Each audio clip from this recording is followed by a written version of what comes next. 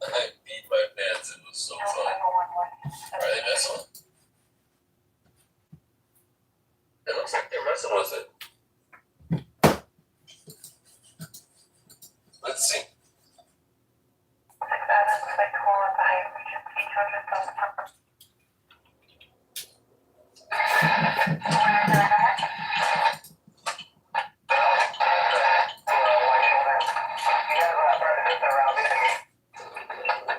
Let's see. No, loins looks like loins. Alright, let's take some speed and see what loins does. It's a little fun down here. It just keeps sinking.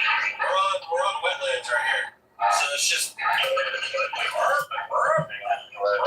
It was so bad. I was in my 64 El Camino and I was bottoming out, but it was a blast. I was coming the other way. I was at the top here, not this way. I was going the other way. But dude, we were just going, and in my pants, I was laughing and had so much fun. And then my other memory was I got a ticket in my truck like 3 trucks ago. I was on my way to the golf course right here. And I started flying. And in front of me, I saw a policeman on a motorcycle getting a ticket. I said, shoot, there's always 2 of them. And in front of me, I saw a policeman, Harry King. And I just pulled over laughing.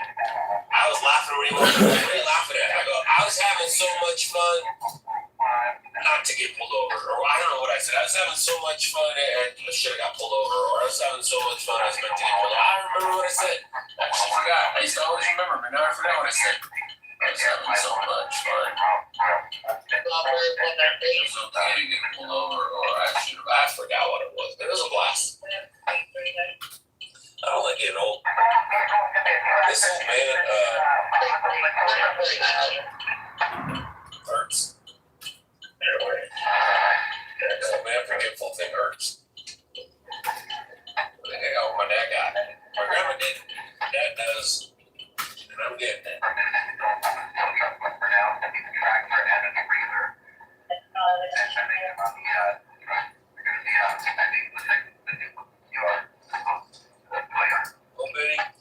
All right, what up, everyone? All right, so there was this hearing that happened yesterday. It's titled Senator Blumenthal and Van Hollen hold forum on Trump's cryptocurrency investments. So this looks like it'll be pretty interesting. It's Tuesday night, 11:20 p.m. Pacific Standard Time over here in Los Angeles, California. It's nice and chill, so I'm going to post up for the next hour or two with YouTubeville and watch this hearing that happened. So feel free to share your comments, opinions, criticisms, concerns, insights, information, or if you just want to hang out and shoot the shit, whatever it may be. Appreciate it. Anyone that chooses any of those. And please hit the like button. Thank you. Look forward to hearing everyone's insights. Cryptocurrency, and I want to thank him for his. All right, so this is the beginning of it. Immense contribution to the public understanding, and we have a lot of understanding that needs to be expanded. I apologize for being a little bit late. I just flew in from Connecticut. So we're beginning this forum, and I'm going to try to lay out what the reasons are we're here today. And it begins with Donald Trump. In the days before he was inaugurated, when most presidents are going through personnel decisions and their vision for the future and helping to lead the country into a new administration, Donald Trump had a different priority, namely cashing in. Trump launched and promoted what he called the quote-unquote official Trump cryptocurrency, a meme coin. It had no inherent value. It was his face and identity. Trump coin was effectively a pump and dump scheme. those kinds of schemes used to pertain to securities transactions or stocks. He was using it to inflate the price of the coin and then intending that it be dumped. He repeatedly hawked it and hyped it on social media. He used it to sell access to the presidency, offering private meetings to top investors. But the Trump coin was always doomed to fail. In fact, we've spoken to 3 investors who bought the Trump coin believing it was a worthwhile investment because it had the endorsement of the President of the United States. Not outlandish to believe the President of the United States is acting honorably and honestly. They told us about how his approval earned their trust. And they also told us about how quickly they lost almost everything they had invested. And I'm going to play for you now one of their stories, if we can do it. I'm a proud American and U.S. veteran. I support the president despite any political party. President Trump is going to be the first crypto president, and that was something that I wanted to support. When he announced on Twitter that he released his own crypto project, I wanted to be a part of it, so I bought some. Within a few days, he announced that Melania was releasing her own projects, and we should buy that too, so I bought that as well. I trusted Trump that both of these were legitimate projects. However, the reality was that there were scams. Within a few days, I lost about $10,000 on the Trump coin and $60,000 on the Melania coin. I couldn't believe it. I trusted Trump that these were legitimate, and they weren't.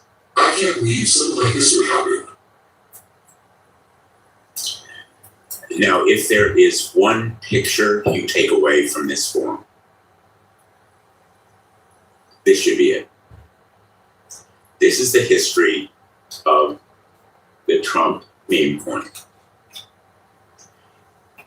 You can make it a case history in business school. Pump and dump, front running, bait and switch, classic fraud. That's when it began, at the beginning of the Trump administration, when it was hyped by the President of the United States, and then dropped precipitously. The president had a gala to try to hype it back. It worked a little bit for a little while, and then the slide continued to today, when it's worth a pitiful, pathetic fraction of its initial amount. Trump's profits had victims. Corruption has costs.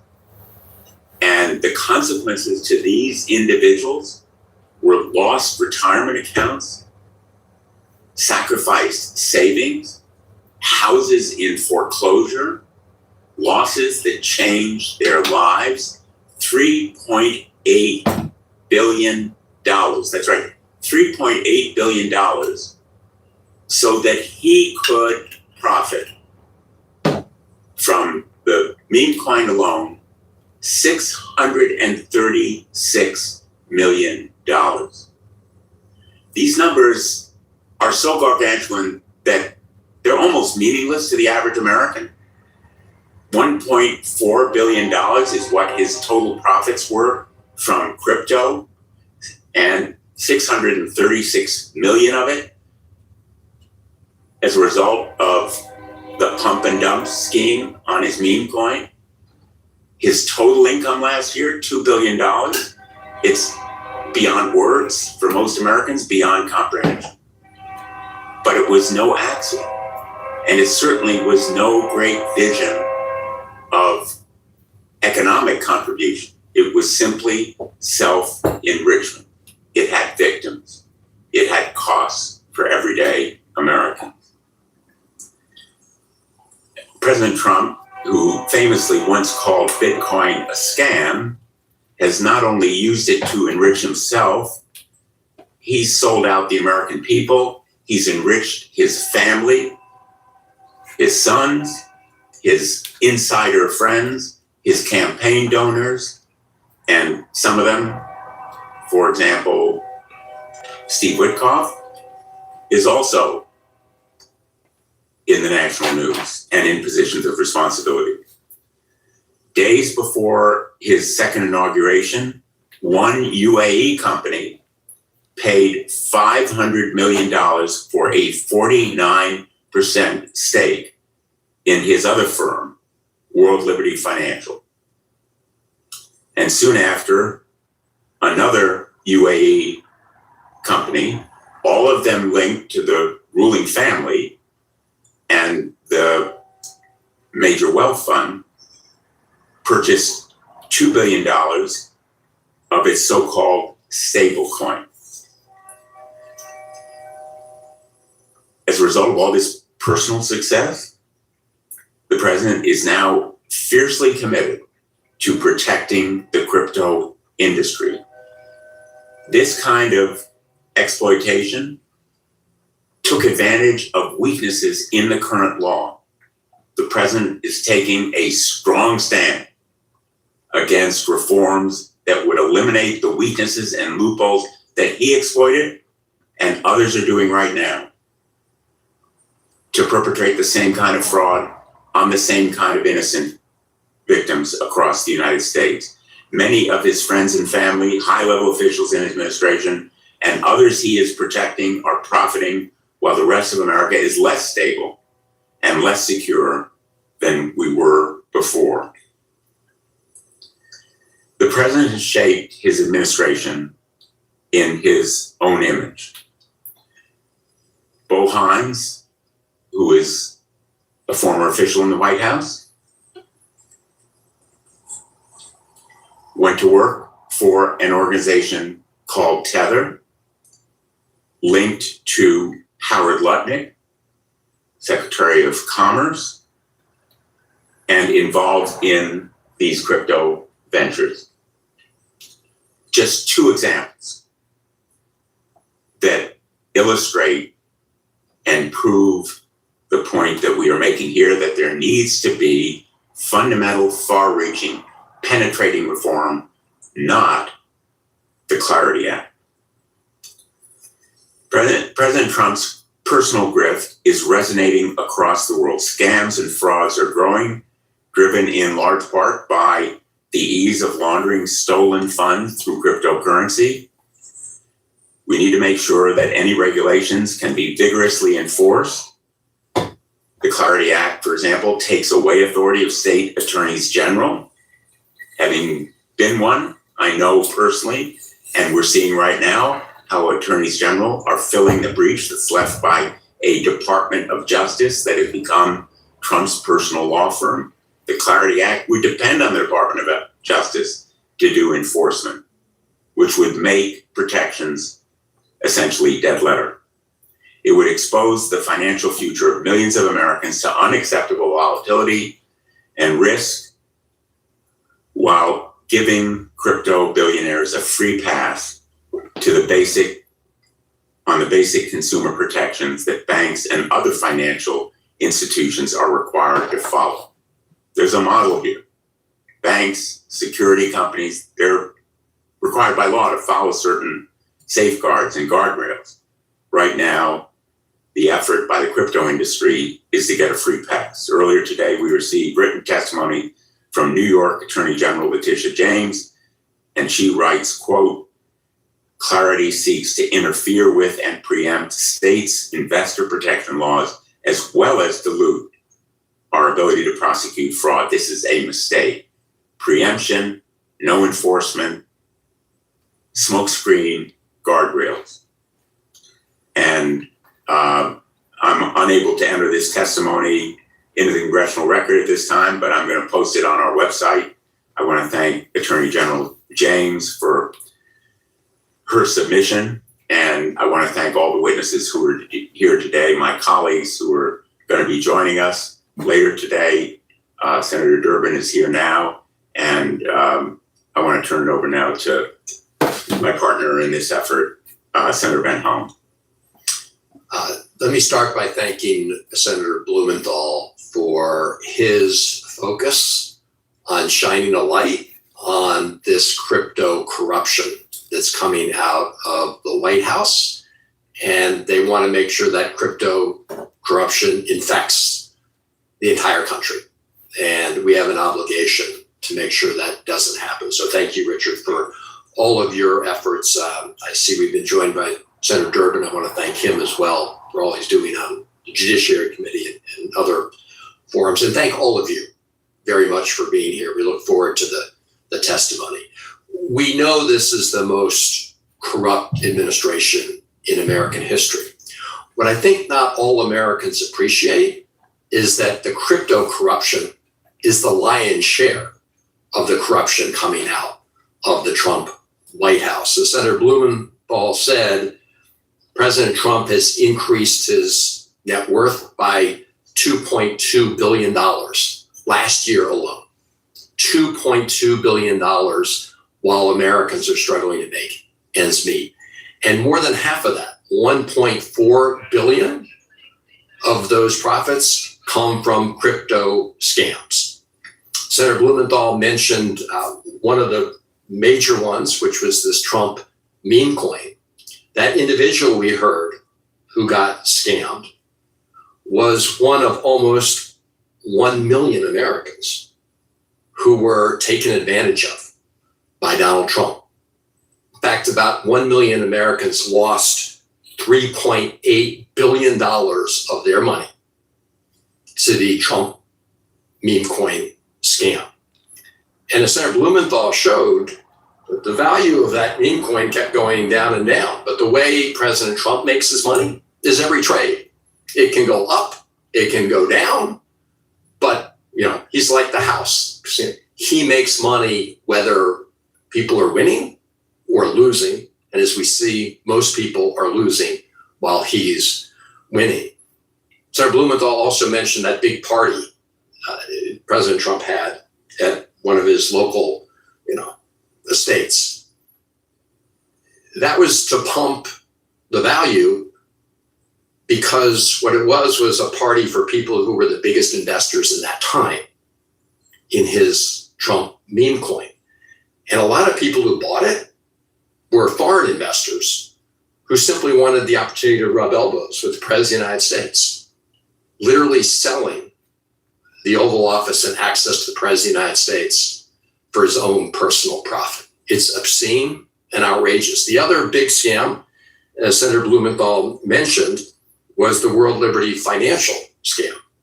So as it turns out, right, the Sheikh Tahnoon's company, MGX, they essentially gave President Trump $500 million before he was even sworn in to buy a share of World Liberty Financial. And then when the president was going to the UAE, United Arab Emirates, he made clear that he was going to reduce the restrictions that the United States had placed on the transfer of very high-end chips and AI technology. He was going to lift the restrictions that had been put in place when the UAE royal family, Sheikh Tahnoon, who was the head of MGX, but also the head of G42, which is the company that was going to receive this valuable sensitive technology. They essentially invested $2 billion in World Liberty Financial, the Trump family stable coin. By the way, you probably read just last week that the professional staff at the Department of Commerce warned against transferring these very high-end chips to G42 because of their history of diffusion of sensitive technology to China. So here's the President of the United States pocketing hundreds of millions of dollars in profit by compromising our security. So this is very serious business. He's not just enriching himself, he's doing so at the expense of our security. And so I'm really glad you're all here, because you would think that if we were going to pass a piece of legislation to regulate crypto, we would get at some of these issues. But the opposite is true. The so-called Clarity Act that Republicans have put forward actually would not address this issue. They want to make it look like it would address it, but I offered the amendment in the Banking and Housing Committee on the ethics issue. Every Republican at the time voted against it. And now we see their version of the ethics bill, which actually allows the president to continue this conflict of interest going forward. So it's a scam for the scammers. And on top of that, we also have, as Senator Blumenthal pointed out, a real problem with crypto being the currency of choice for all sorts of illicit transactions. So if you're a criminal enterprise, if you're a terrorist organization, if you're a rogue state like North Korea or Iran, crypto is your currency of choice, and they're actually making our vulnerability there worse, not better, by essentially making it clear that DeFi platforms are not subject to regulation. And then there's the lack of consumer protections. There's creating a whole nother sort of universe of investments, which will lead to regulatory arbitrage. There are lots and lots of issues.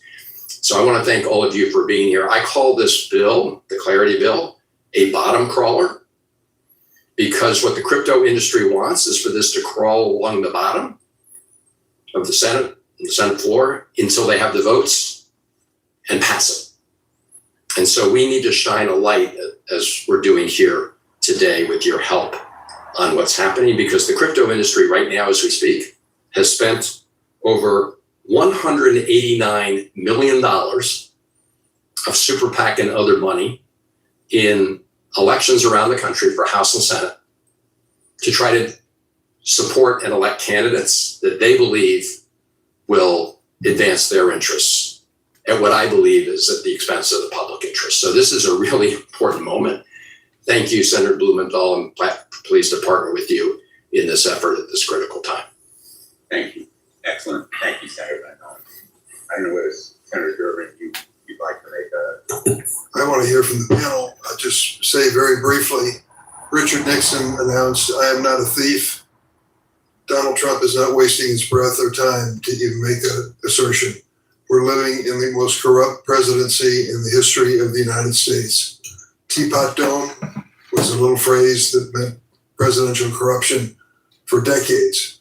Cryptocurrency now means the kind of corruption that's going on today in a much, much different form. When I think of what we are faced with here, I beg my colleagues on the Democratic side of the aisle, don't join in on this. We shouldn't be part of this. We don't need our fingerprints at this crime scene. We should be standing for the kinds of things you're hearing today. Ethical standards that take politicians out of the crypto game and really start regulating this industry once and for all. I thank you for this meeting.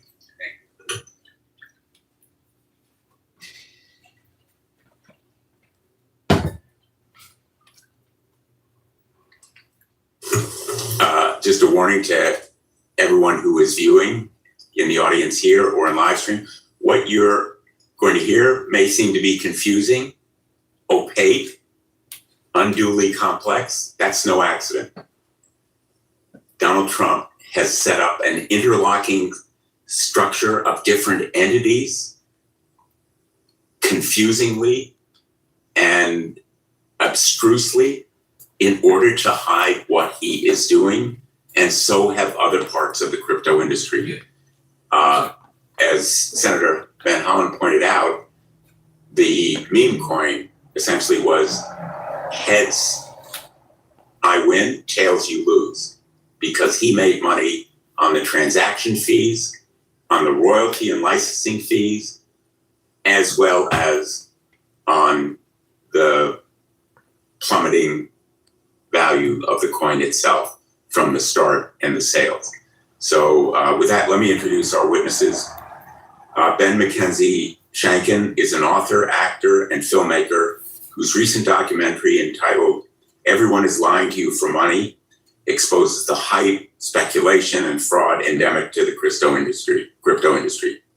He has written widely about crypto, including co-authoring a book titled "Easy Money, Cryptocurrency, Casino Capitalism, and the Golden Age of Fraud."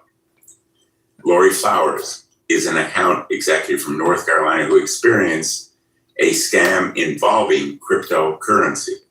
Look, check out this beer right here. It's an IPA beer.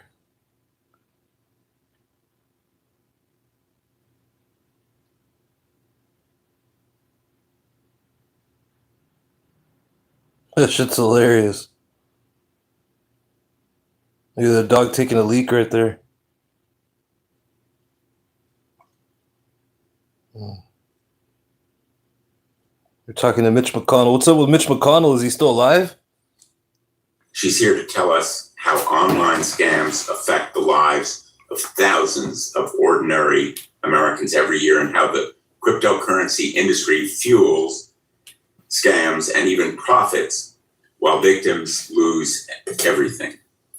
John Reed Stark is a cybersecurity expert who served for 11 years as chief of the Office of Internet Enforcement at the Securities and Exchange Commission. He is here to help us understand how cryptocurrency is supercharging crime and how under the Trump administration, the SEC and other enforcement agencies are failing to do what they need to do to protect everyday Americans and investors. Virginia. Well, the funny thing about this hearing, though, is that the Democrats are actually protecting the maggots, because the maggots, 100% of the maggots that got defrauded by Trump's crypto coin were maggots. Were MAGA supporters, Trump ball lickers, Trump orange ball lickers, MAGA meat riders. So it's like, ain't no Islam or liberal leftists buying any Trump coin. They're all maggots. So in essence, this hearing is the Democrats protecting the maggots. But the funny thing is that the maggots that got defrauded, they think it's a good thing. Like, they don't care. That's how much in the cult they are. It's a cult, guys. Is a leading expert in government ethics who... The only difference between Donald Trump and Jim Jones is that Jim Jones or Donald Trump will sell you the Kool-Aid. He serves as chief counsel and director of anti-corruption and ethics at Democracy Defenders Action. She has served in the White House as an associate counsel to 2 presidents, advising them on ethics, and has also served as ethics counsel to several federal agencies. Scott Graytack is an anti-corruption attorney who serves as deputy executive director of Transparency International US. He has worked with leading organizations around the country to develop anti-corruption and financial integrity laws and has advised states and localities on anti-corruption reform. Thank you all for being here today, and I now recognize Mr. Shanken for your testimony. Thank you, Senator. And thank you to Senator Van Hollen for your attention to these matters. My name, as you said, has been Mackenzie Shanken. I'm an author and filmmaker. I spent the last several years documenting fraud and other criminal activity in the cryptocurrency industry. It is timely that we are here today as Congress considers new legislation, the Clarity Act, to regulate the crypto sector. I believe we are at a point of crisis when it comes to crypto's influence over our legislative process. Recent reporting from just last week reveals a foreign company that issues a cryptocurrency used by major criminal organizations appears to have shaped Trump's signature piece of legislation, the Genius Act, while at the same time forging deep financial relationships with members of the executive branch. When it comes to potential crypto crimes, the call is coming from inside the White House. Some relevant background.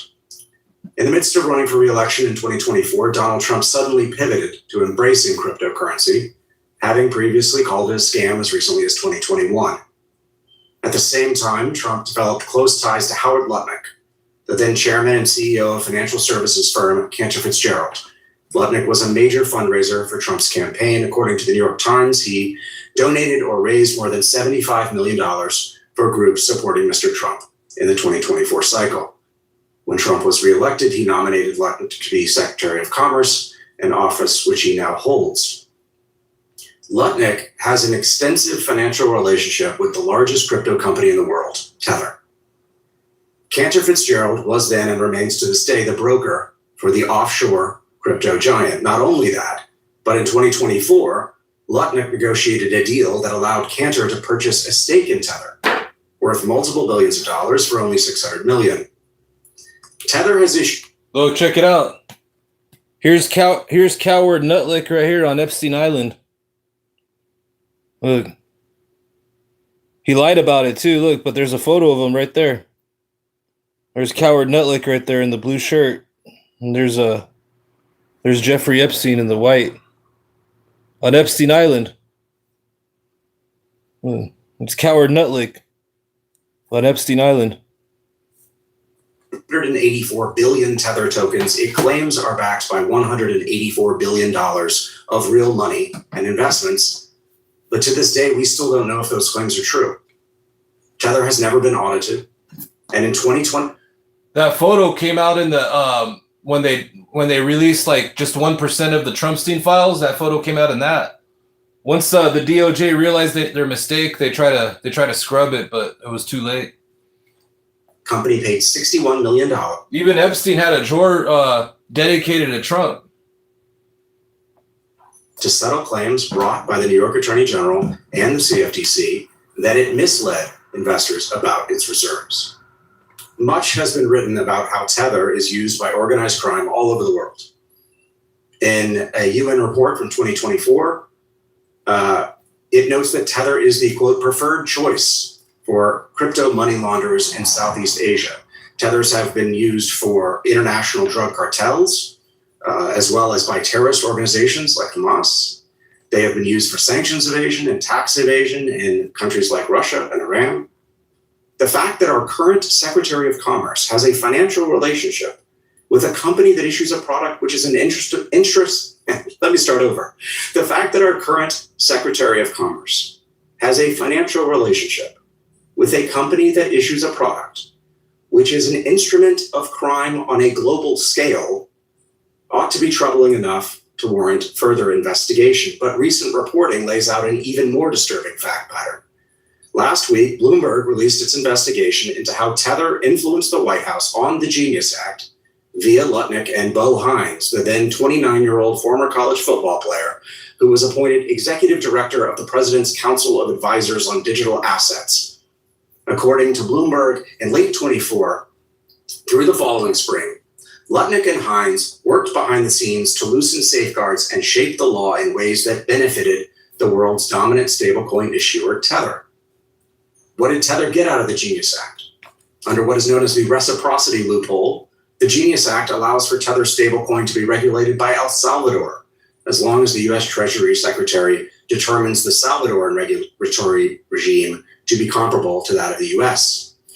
In the course of my reporting, I have traveled to El Salvador, and I would be happy to answer any questions as to my experience there. But to put it mildly, Tether's relationship to El Salvador's president, Nayib Bukele, is unusual.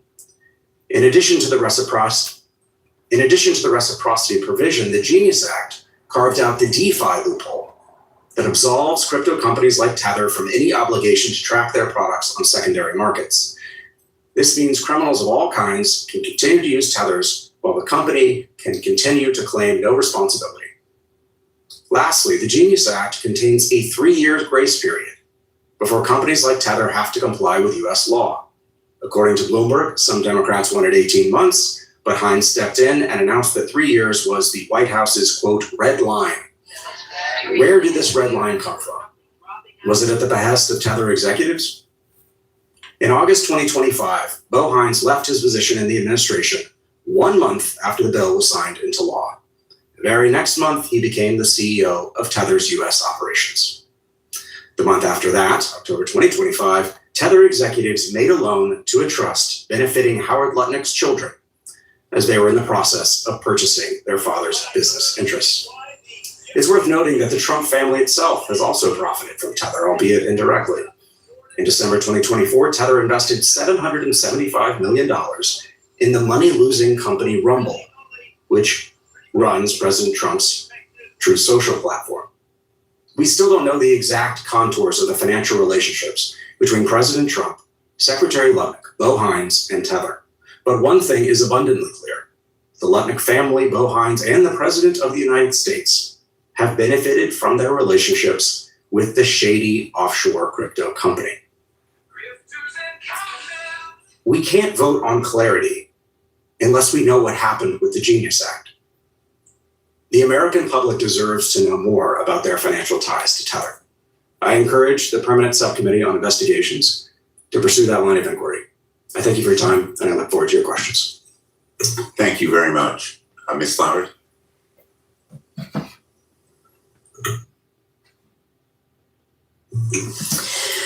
Hi, I'm Lori Flowers, and I live in High Point, North Carolina. I'm happy to be here and appreciate the opportunity to share my story. I was a victim of a crypto-enabled transnational crime in 2022. If my remarks have the intended impact, you'll understand how my scammers needed crypto to succeed, and you'll grasp the consequences that I and other fraud survivors continue to suffer for years after the theft. My scam started on the professional networking site LinkedIn in January 2022. The scammer posed as an engineer from Brussels planning to move to my area and had questions.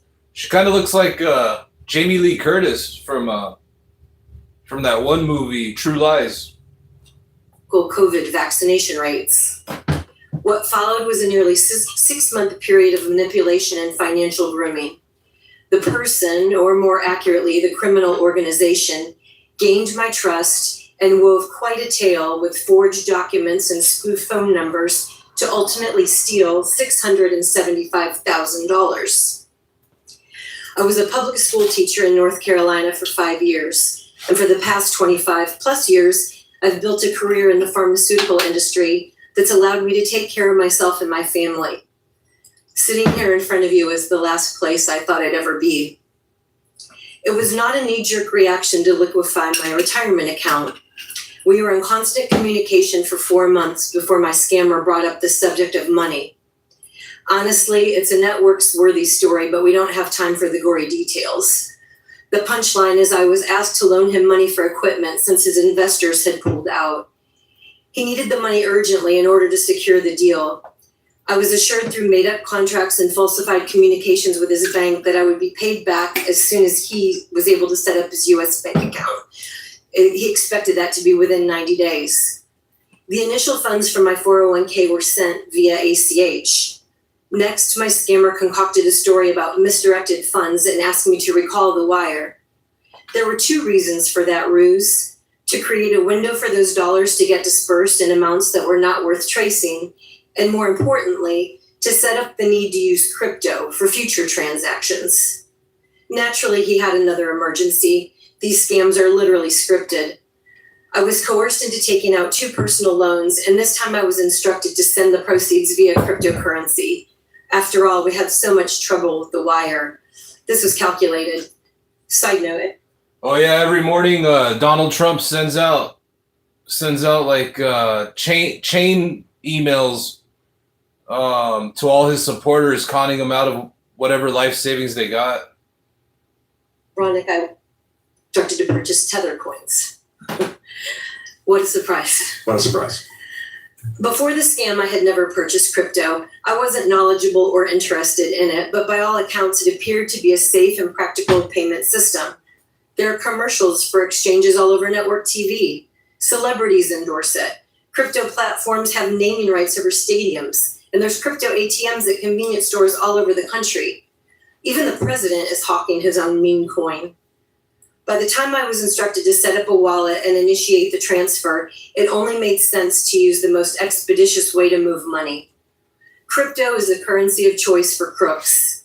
It enabled transnational criminals to steal my money in a way that made recovery impossible. It's a friction-free way to drain the bank accounts of U.S. citizens and, interestingly, line the pockets of many members and family members of this administration. It's no wonder the crypto bros are rooting for the Clarity Act. The financial consequences of my crypto-enabled scam continue to be devastating. Sitting here with you as my audience, it would be a missed opportunity if I didn't disclose that I owe income tax on the stolen money due to the elimination of the theft loss deduction in the TCJA. Because I did not fall for the right type of scam, I owe taxes, penalties, and interest exceeding more than $200,000. Add that to the personal loans for which I'm responsible, and I was left with no choice but to file for Chapter 13 bankruptcy to meet those obligations. On Friday, I made my 35th out of 60 payments of $5,690. I cannot rebuild my nest egg. The bankruptcy has ruined my credit until 2030, impacted my insurance premiums, even prevented me from co-signing for my son's post-grad apartment. I'm no longer prepared for a medical emergency or a job loss. I'm proud to share. All right, check it out, guys. So we can't get through all of them, but I'm going to get through a few right here. So I started this this collage right here. I titled it Trump Epstein. So over the last year, these are all the ones that I've saved regarding Trump Epstein. Let's start from the beginning. Let's watch all these.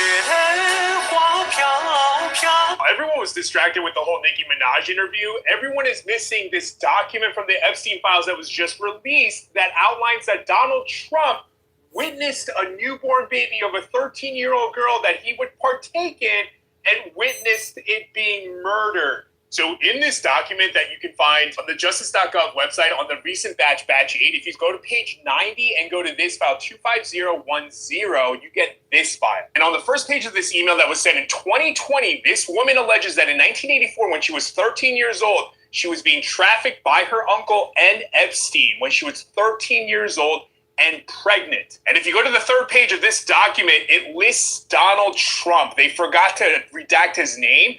And then it states he participated regularly in paying money to force me to redact it with him. And he, Donald Trump, was present when my uncle deleted my newborn child and disposed of the body in Lake Michigan. Again, the document file ending in 25010 alleges that Donald Trump regularly had relations with a 13-year-old girl who was pregnant, alleges that Donald Trump was there when her uncle deleted her newborn daughter from this earth, and that Donald Trump was also there when the body was disposed of. And there is only one logical reason that I can think of why Donald Trump would want to be there and make sure that he witnesses with his own two eyes the baby being deleted and disposed of. Overnight, the DOJ released thousands of new Epstein files, and several of them include some very serious allegations about Donald Trump. I'll be covering as much of this as I possibly can today, but I want to start off here with the most serious file. This one talks about a limousine driver who picked up Donald Trump. He reported that some of the things Trump spoke about during the ride while on his phone were very concerning. He reported he was a few seconds from pulling the limousine over on the median, and within seconds of pulling him out of the car and hurting him due to what he was saying. He noted that Trump continuously stated the name Jeffrey while on the phone and made references to abusing some girl. It goes on to say when this guy was talking about his time meeting Donald Trump, a victim's demeanor went stone cold, and she said he SA'd her along with Jeffrey Epstein. The victim said some girl with a funny name, probably referring to Ghislaine Maxwell here, took me into a fancy hotel or building, and that's how it happened. When asked about calling the police regarding the incident, she said, "I can't, they will unalive me." Then on Christmas Day, she finally decided to call the police. Unfortunately, she was later found with her head blown off in Oklahoma. Officers on the scene allegedly said there was no possible way she could have done this herself. What I just showed you was an official FBI intake report, meaning a witness contacted the FBI, and their statements were recorded as part of an investigation. A lot of Trump supporters, of course, are claiming these new files are fake. However, I assure you they are not. Look at the top right there. I pulled this directly from the official DOJ website. And if you want to take a look at this file yourself, in the bottom right corner is the exact number of it.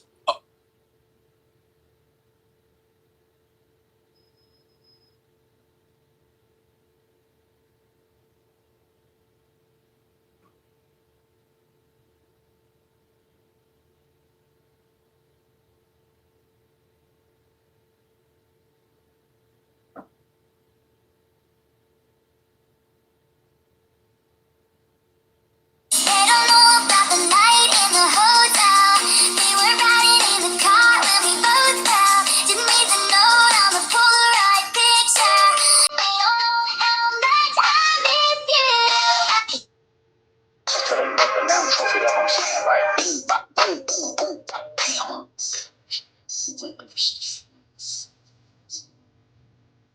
That's the natural, you know what I'm saying? Like, boom, bop, boom, boom, boom, bop, bam. The type of shit.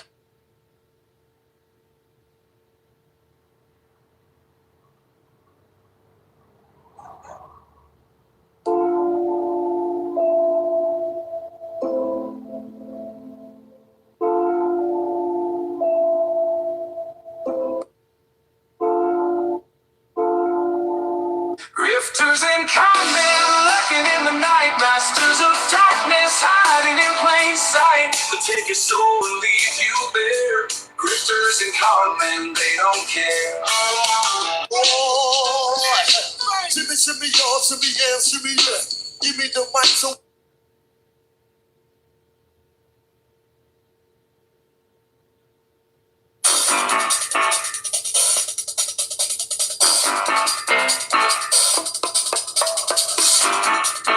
Niggas out here snitching, they with the rat pack. Hit 'em with the chopper, that's the rat trap. Find them in that trash bag. These niggas out here snitching, they with the rat pack. Hit 'em. I did a little bit more Black Friday shopping at Lululemon, so I thought I would show you what I got because the prices on these were awesome. My favorite flared legging that I've already shown you guys. This color's so gorgeous. I'm actually really into a lot of navy stuff right now. They're on for $69 because I'm pretty sure what the sale price is. And then this really cute little twist back. We are, and if you, in fact, if you look, come to think of it, well, I gotta look at this myself.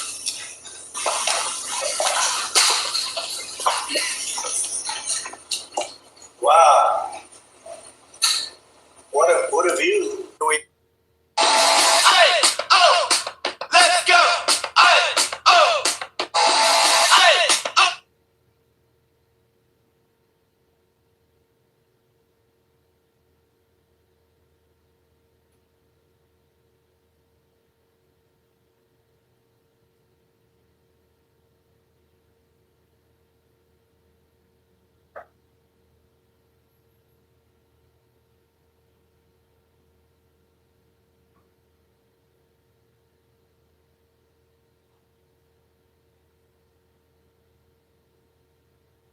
How would you like to be the husband of the wife that was, playing around with a 14-year-old kid? Unbelievable. By the way, did you see what she looked like? Not bad. Not bad? Yeah, I'd say so. Well, I know a lot of guys are trying to date her right now, Tom. well, I don't know. If All right, let's get back to the hearing. Story though today and to shed light on how these criminal organizations were able to rob me. To succeed, they needed crypto. In my opinion, there are a lot of things the government. Oh man, I got whole folders full of Trumpstein files. To protect us from scam-related losses and to provide recourse Receipts to and victims. facts. Passing the clarity is not one of them. We cannot continue to give any of the bad guys the easy button. Thank you. Thanks so much, Ms. Flowers, and thanks for being here and sharing that story, which I know is difficult for you to recount. Mr. Starr. Thank you. Ranking Member Blumenthal, Senior Member Dan Holland, and Senator Durbin, thank you for the honor of letting me appear before you today. Imagine a Surgeon General who spends his weekends filming cigarette commercials, or a fire marshal who tours the country selling kerosene and space heaters to families living in wooden houses, or a lifeguard who charges swimmers admission to the Riptide. That is precisely what has happened at the U.S. Securities and Exchange Commission. Paul Atkins, the chair of the agency created amid the wreckage of the crash of 1929 to stand between the investing public and engineered euphoria, has become the loudest promoter of the most dangerous, most demonstrably worthless, and most crime-enabling asset class in the history of American finance. Just ask the question every analyst asks of every asset, including the mathematical, computational blather of crypto. What am I buying? Crypto tokens have no cash flow, no yield, no earnings, no employee, no products, no balance sheet, no claim of anything, a boundless data vacuum that makes genuine valuation impossible and leaves only one price support, the arrival of the next buyer. These MAGA cult members are so low IQ. Like, they don't realize that Trump was asking Epstein to be part of his cabinet during his first administration. Another thing these low IQ maggots don't realize is that Trump ran his whole campaign on releasing the Trumpstein files, and all of a sudden he doesn't want to anymore. He only released 1% of them, and that's because he was forced to. Is a mashup of empty-headed hype, social proof, and FOMO. And Atkins, our chief investor protection officer, has made himself its fiercest pitchman. When the head of the agency built, and a lot of these, not only are they low IQ, they actually also they're in a cult. They're suffering from Stockholm syndrome, so they can't see fact from fiction from reality and all that. They can't figure it out. Donald Trump's the biggest con man of all time. Personally tours conferences, podcasts, television studios, and social media promoting a so-called asset class whose returns depend entirely on... I mean, the reason they probably don't want to see it, too, is because the very few remaining maggot cult members that are left are either pedo protectors or racist bigots or both. Recruiting later buyers, while gleefully abandoning his mission of investor protection. There is only one title that fits: Chief Ponzi Officer. And his next act is already in rehearsal.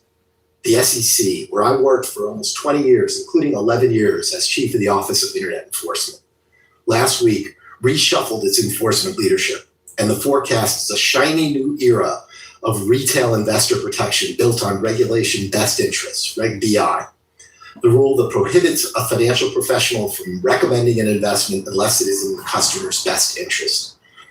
Yet how could it ever be in a retail customer's best interest to buy an asset with no financial statements, no prospectus, no earnings, no federal audits, no insurance, no recourse when the private key disappears, and the worst loss record of any investment product in modern history? A broker who recommended a conventional security with that profile would be drafting the SEC's complaint against himself. At the SEC, where the enforcement division's hobnail boots of yesteryear once stood, there is now an invisibility cloak. And the SEC abdication of its mission is sold by Atkins using one word: innovation. That is Atkins' signature ruse, his rhetorical staple. And it is absurd. Atkins has bet the entire SEC on blockchain and tokenization, on Project Crypto, and a fourth industrial revolution of on-chain finance. Yet who is not making that bet? I studied this very carefully. Amazon, Apple, Google, Meta, Microsoft, Oracle. Looked at all their 10Ks, all their 10Qs, all their earning calls. Their blockchain spending, just about zero. They don't even mention the word. The innovation Atkins is selling is a technology America's actual innovators examined, have tested, and have buried. Meanwhile, the Clarity Act that Atkins champions would transfer the bulk of crypto oversight from a 4,000-person expert agency like the SEC to a 556-person CFTC that currently operates with a single confirmed commissioner, a chairman who previously served as counsel to Atkins himself. The act would preempt state blue sky enforcement, hand issuers a self-certification pathway, and consign decentralized finance, whatever that means nowadays, to a supervisory black hole beyond both agencies.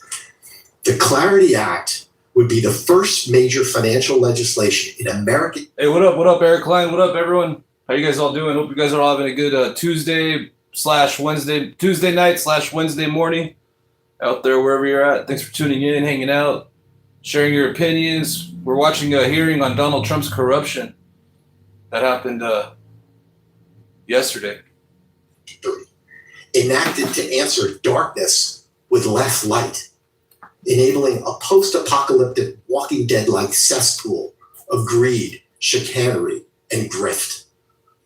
Crypto's dire externalities are not abstractions. The carnage is not theoretical.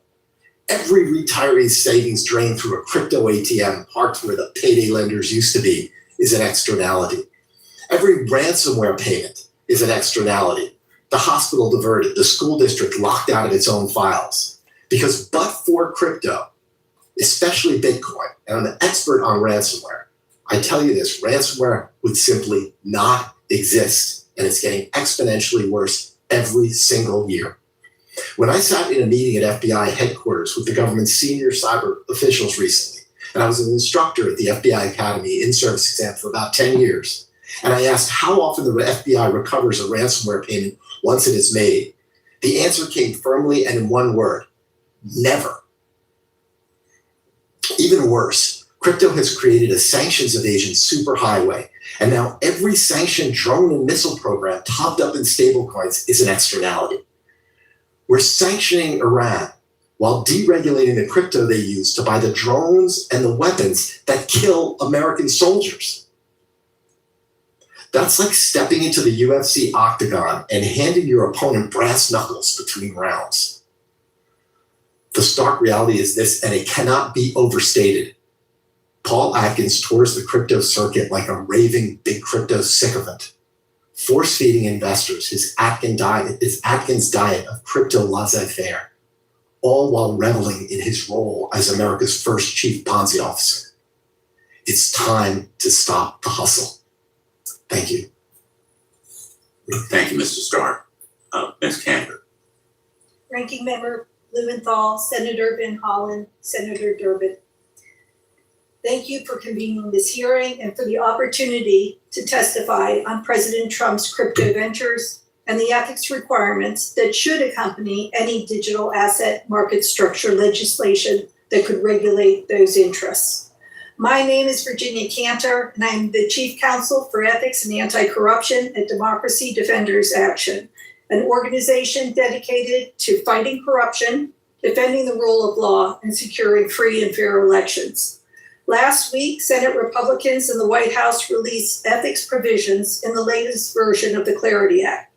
Unfortunately, the proposed language is fundamentally flawed as it fails to fully address the president's massive financial interests and conflicts of interest. As you've indicated, President Trump just reported receiving $1.4 billion in crypto revenue last year, and he has built a portfolio of crypto ventures valued at as high as $7 billion. Entities backed by the Emirati royal family have directed roughly $2.5 billion to the president's crypto ventures, most prominently through an investment in Binance, which was settled in the USD1 stablecoin.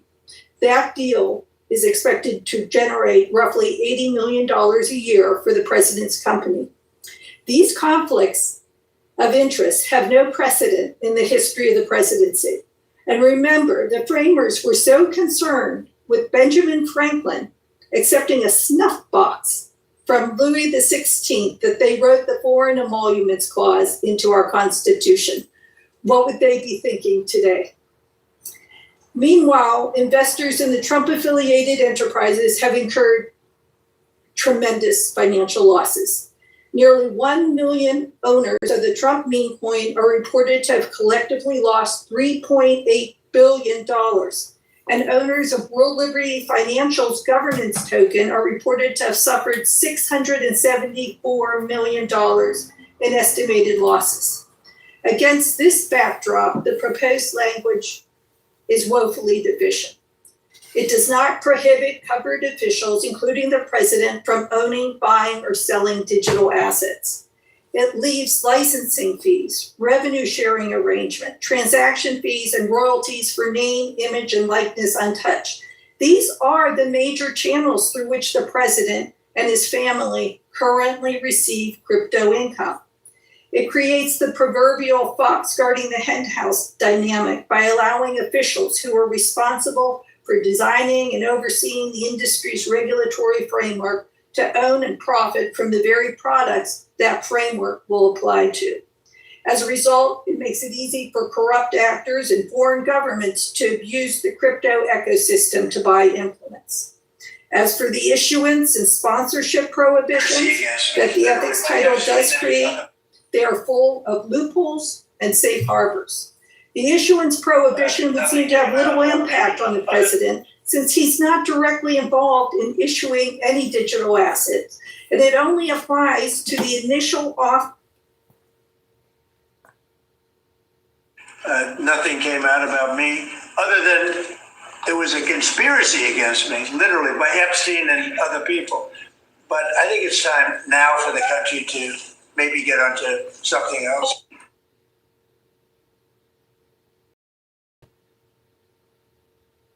I have nothing to hide, except for file number EFT A012455100. Which implicates me in the sex trafficking, murder, and rape of young women, including contestants in my very own Miss Teen USA pageant. Remember that pageant? It was so much fun. I used to barge in their dressing rooms all the time. Remember, I bragged about that publicly? Anyway, no need to worry. The DOJ deleted that file from their website, and it's all gravy, baby. One down. a specific asset for consideration. Nor does President Trump appear to legally exercise control over any person who sells these assets. The provision would not require him to relinquish revenue streams from which the Trump family-linked firms had made hundreds of millions of dollars, while everyday investors have lost billions.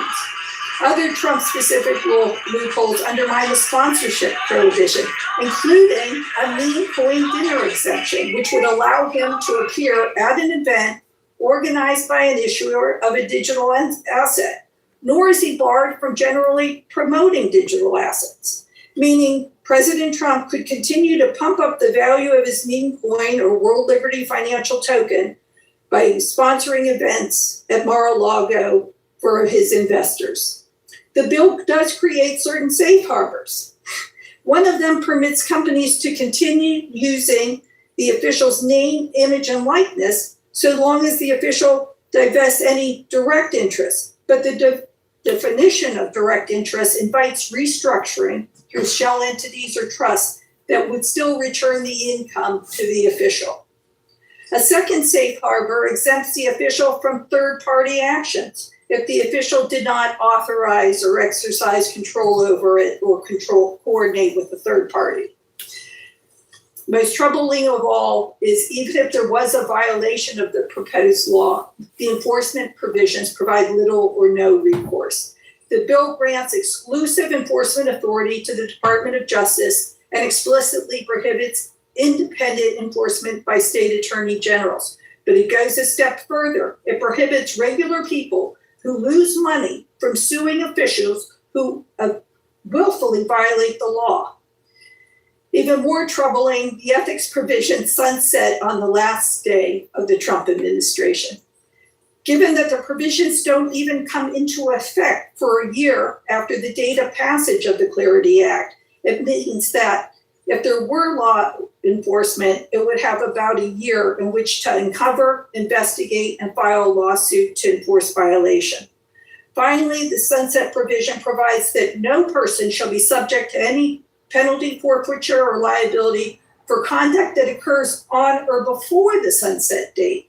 This unprecedented provision essentially nullifies any attempt to enforce the act as soon as President Trump leaves office. I just want to conclude by reiterating the three policy red lines that Congress must not cross if you truly want to create a strong and clear market structure that is regulated and enforced by neutral arbiters.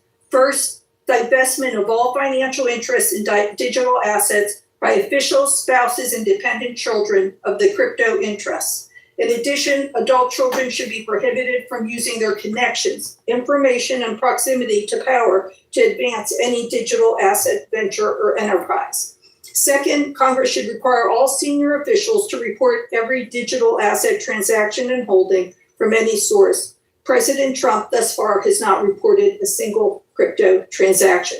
Third, independent enforcement to ensure prohibitions are actually enforced as opposed by Trump's hand-picked attorney general. We need Congress to empower state attorney generals to enforce the prohibitions and for injured parties to have a private right of action.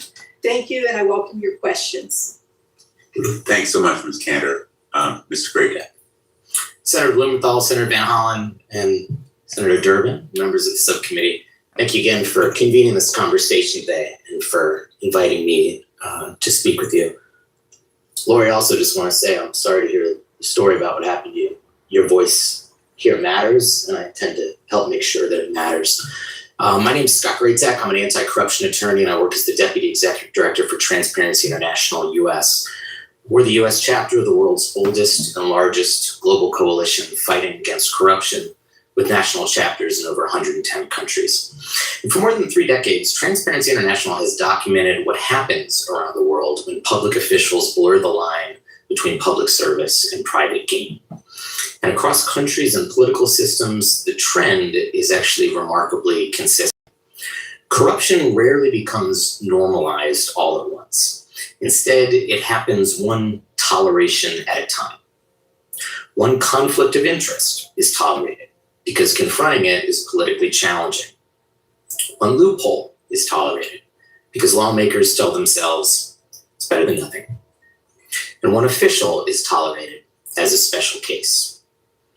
And then the next official points to that example.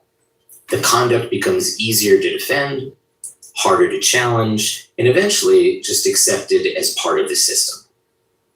And once that line moves, rebuilding it is far harder than holding it in the first place. And that is why this moment matters.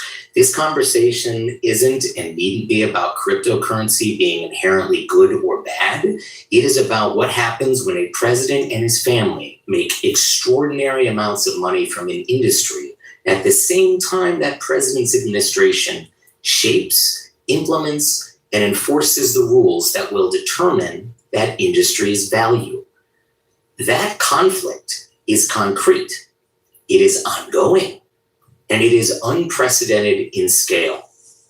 And it means that unless the Clarity Act includes comprehensive and enforceable ethics rules, going forward, every major decision by the federal government affecting this industry will be accompanied by the same question.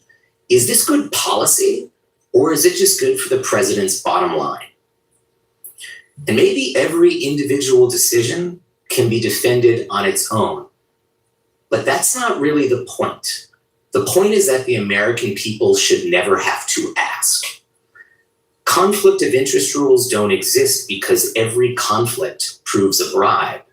Conflict of interest rules exist because public officials should never force the public to wonder whether private profit influenced public power. We don't need to wait for some secret recording to surface. We don't need to wait for some email to show up that said this payment was made in exchange for that decision. We should prevent the conflict before it takes its toll. The United States has spent decades urging other countries to strengthen their anti-corruption laws and to separate public authority from private enrichment. And if you take anything away from my testimony to you today, please let it be this. Our credibility abroad depends on what we allow here at home. Audiences around the world are watching. A lot of foreign leaders, in particular, are watching. If the United States establishes that its public officials can profit from industries affected by their decisions, that lesson isn't going to stop at our borders. It's going to be cited, it's going to be copied, and it's going to be used to justify conduct around the world. To that end, Congress is deciding much more than the fate of one bill with the Clarity Act. It's deciding what standard the United States is going to model for the rest of the world. The president's financial disclosure has made this conflict impossible to ignore. The remaining question is whether Congress is going to confront that conflict or write it into law. So until the Clarity Act includes comprehensive and enforceable ethics rules, my organization urges every member of Congress to vote no on moving it forward. The principle at stake here is simple. You can either govern a market or you can profit from it, but you cannot do both. Thank you. Thank you. We're going to do questions now. Normally we would do 5-minute rounds of questions, and I think sticking to that time and then taking a second round probably a good idea in case we're joined by other colleagues, in case some of my colleagues now here have to leave. So let me begin. Ms. Cantor, thank you for those recommendations, the policy red lines. To make it real simple, Donald Trump and his family ought to divest everything they own, all their interests, anything that provides any sort of revenue or profit from digital assets, correct? Absolutely. And that would go for Mr. Witkoff Absolutely. and Mr. Lutnick Absolutely. and anyone else in the Trump administration who is currently owning or profiting from digital assets, correct? Yes, they have to divest of their every financial interest they have in digital assets. And that's a bare minimum that the American people should expect. Absolutely. These are, I mean, when you see somebody bringing in $1.4 billion, if you don't do something now, that means next year, maybe 10.4 billion. The following year, 100.4 billion. It won't stop. And on the issue of disclosure, Senator Van Hollen and Senator Durbin and myself, we filed regular disclosure forms with all of the purchases and sales of assets, securities that we do. There ought to be full disclosure by all public officials, anyone in a position of responsibility, of digital assets that they own, that they bought, that they sold, correct? Absolutely. Unfortunately, because of the position that this Securities and Exchange Commission has taken as to whether or not crypto constitutes a security, they have basically undermined the disclosure requirements. And this issue of enforcement, which is your third point, for me is absolutely the linchpin here. Most of my career has been as a law enforcer, as a federal prosecutor, U.S. attorney in Connecticut, and then as Attorney General of the state of Connecticut for 20 years. And the law is dead letter if it isn't enforced. If we depend on a Department of Justice that is the president's personal law firm, an Attorney General who is his legal henchman, his consigliere, there'll be no enforcement. What we need, as you say, is the attorneys general of states to be involved and an independent source of enforcement at the federal level, correct? That's correct. There's no way we can depend on the hand-picked Attorney General, the President, to enforce this law. On this issue of enforcement, let me ask you, Mr. Stark. The SEC enforces all the securities laws. Protection has been generally an independent agency. Absolutely. During my time there, I probably served under 7 different chairs of the SEC. I never noticed, I'm a lifetime Republican, never noticed what party anybody was. The mission was always the same: stop fraud. Was there a time when the SEC was involved in enforcement on meme coins?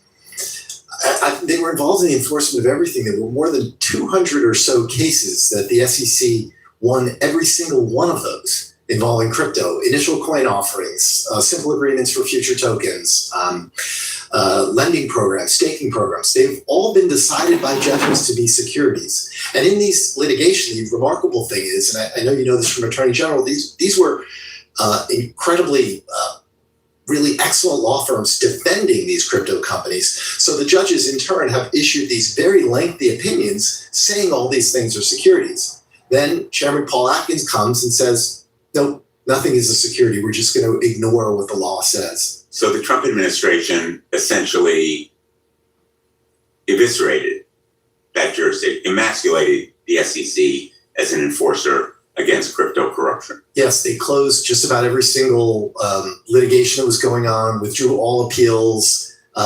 They shut down the crypto unit.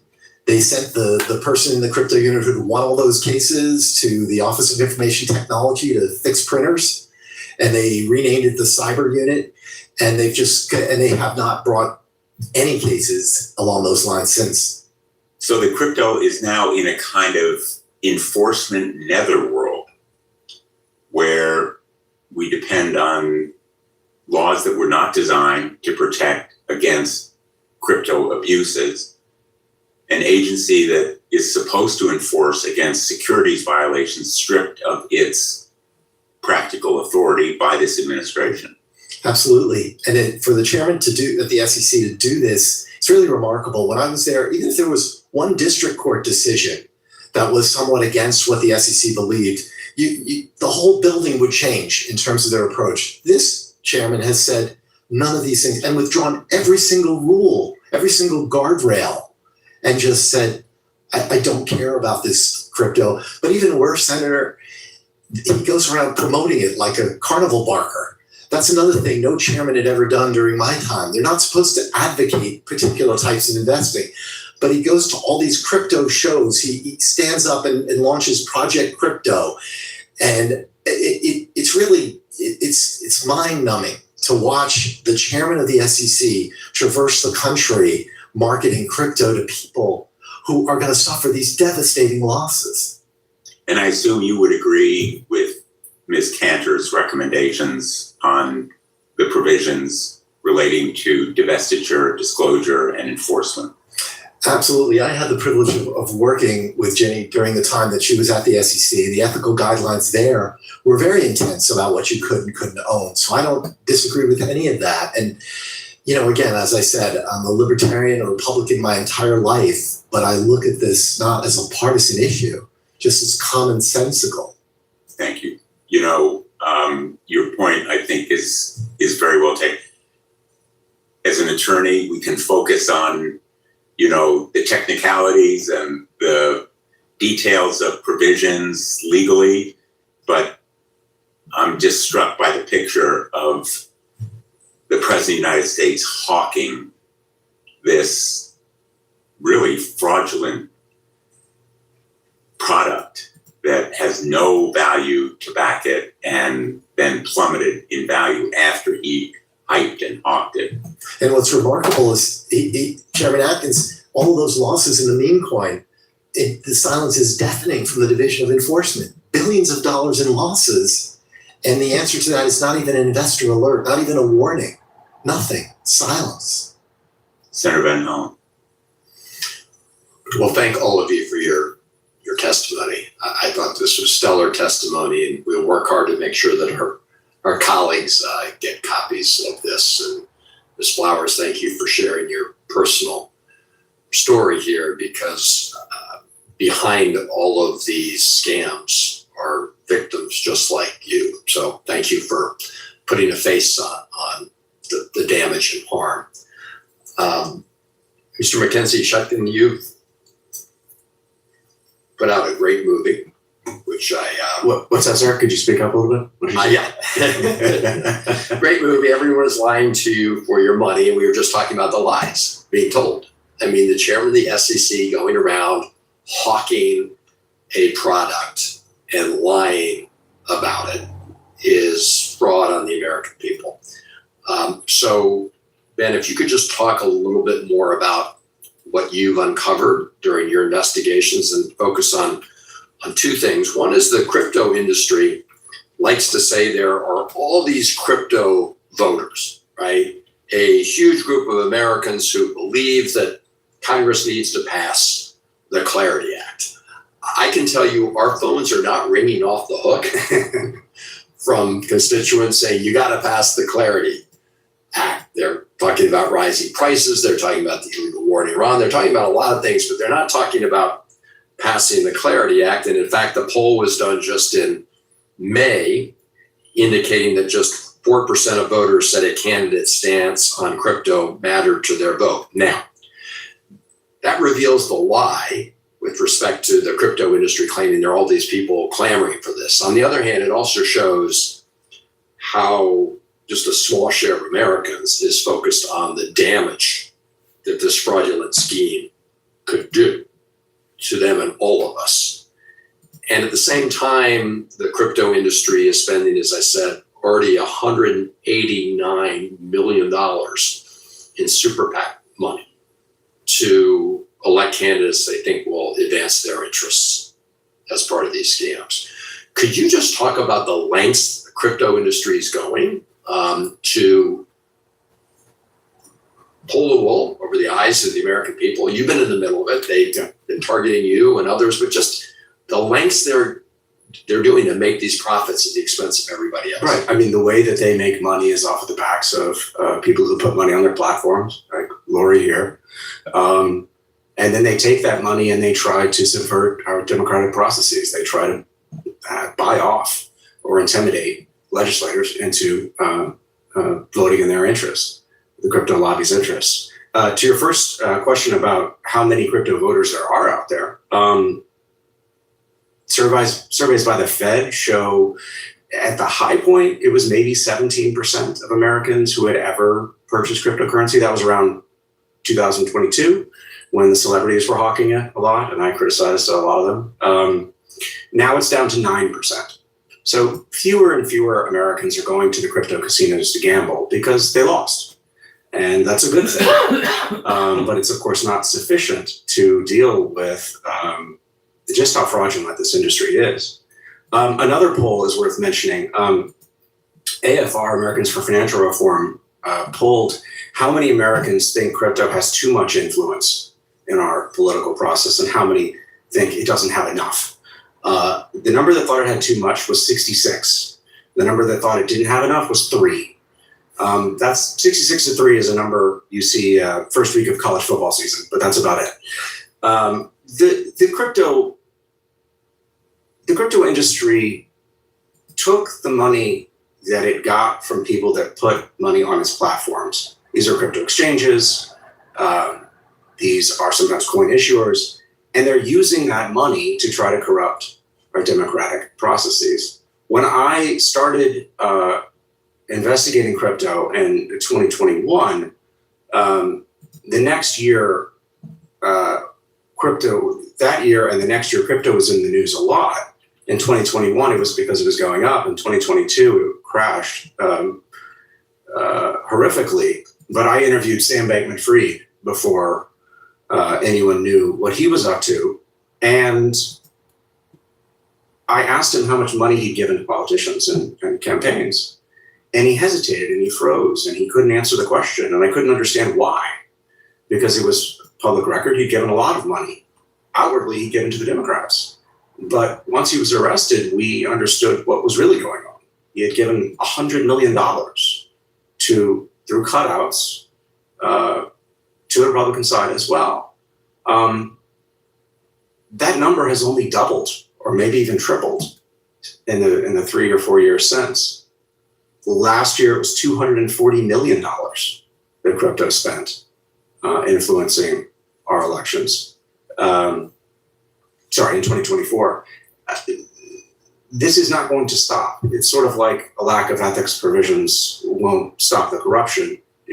The amount of money the crypto industry will pour into our elections is only going to go up unless we do something to stop it. Well, I appreciate your painting that picture as to exactly what they're up to, and the figure that I'm giving 189 million. Of course, it's only to date. We got a long way to go before November, and I just think we all need to make our fellow Americans aware that many of the ads that are being bought and they're watching are designed to get them to support candidates who crypto is favoring, so they should look behind the ads. I was the author of the Disclose Act, and I say this because crypto, they're not running ads saying, we're the crypto industry, and by the way, crypto is great innovation. You're right, that's the magical word. And it's good for all of us. That's not running the ad, right? They're using their money to run ads on completely different issues, completely unrelated to crypto. If they were so proud of crypto being the key issue that was backed by all these voters, they'd be running it about crypto, right? Right. That's right. They're trying to sneak it in. They know their position is bad. They also know they need to pass this bill right now.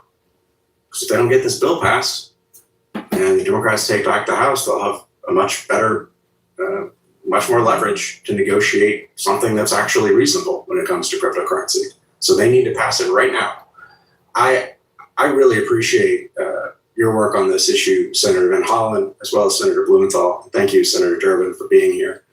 I am scared to death that 7 Democrats maybe it's even 6 now, is all that's necessary to get this bill passed. You cannot be against Trump's crypto corruption and then vote for a bill that enables that corruption to continue. Those two things are just fundamentally in conflict. So I hope that, and I see Senator Murphy's here as well. So we've got some good allies on our side, but I hope that members of the Democratic Caucus are paying attention. Thank you. Thank you all. We're going to turn to Senator Durbin and then welcome Senator Murphy. Thanks, Senator Blumenthal and Senator Van Hollen for your leadership, and thank you all for the panel for being part of this. To follow up on what you were just discussing, I've been a crypto skeptic for quite a while on the record in my votes. And I was asked by a reporter in the hallway, how much money have you taken from this industry? And I said, proudly, nothing. And she said, you're wrong. Take a look. Turned out somehow or another, some money came in from gentleman you mentioned earlier into my campaign fund, which I promptly divested. They have so much money they can throw it at me, for goodness sakes, which is a total waste. So, Mr. Stark, I know the CFTC. I've worked with them for decades.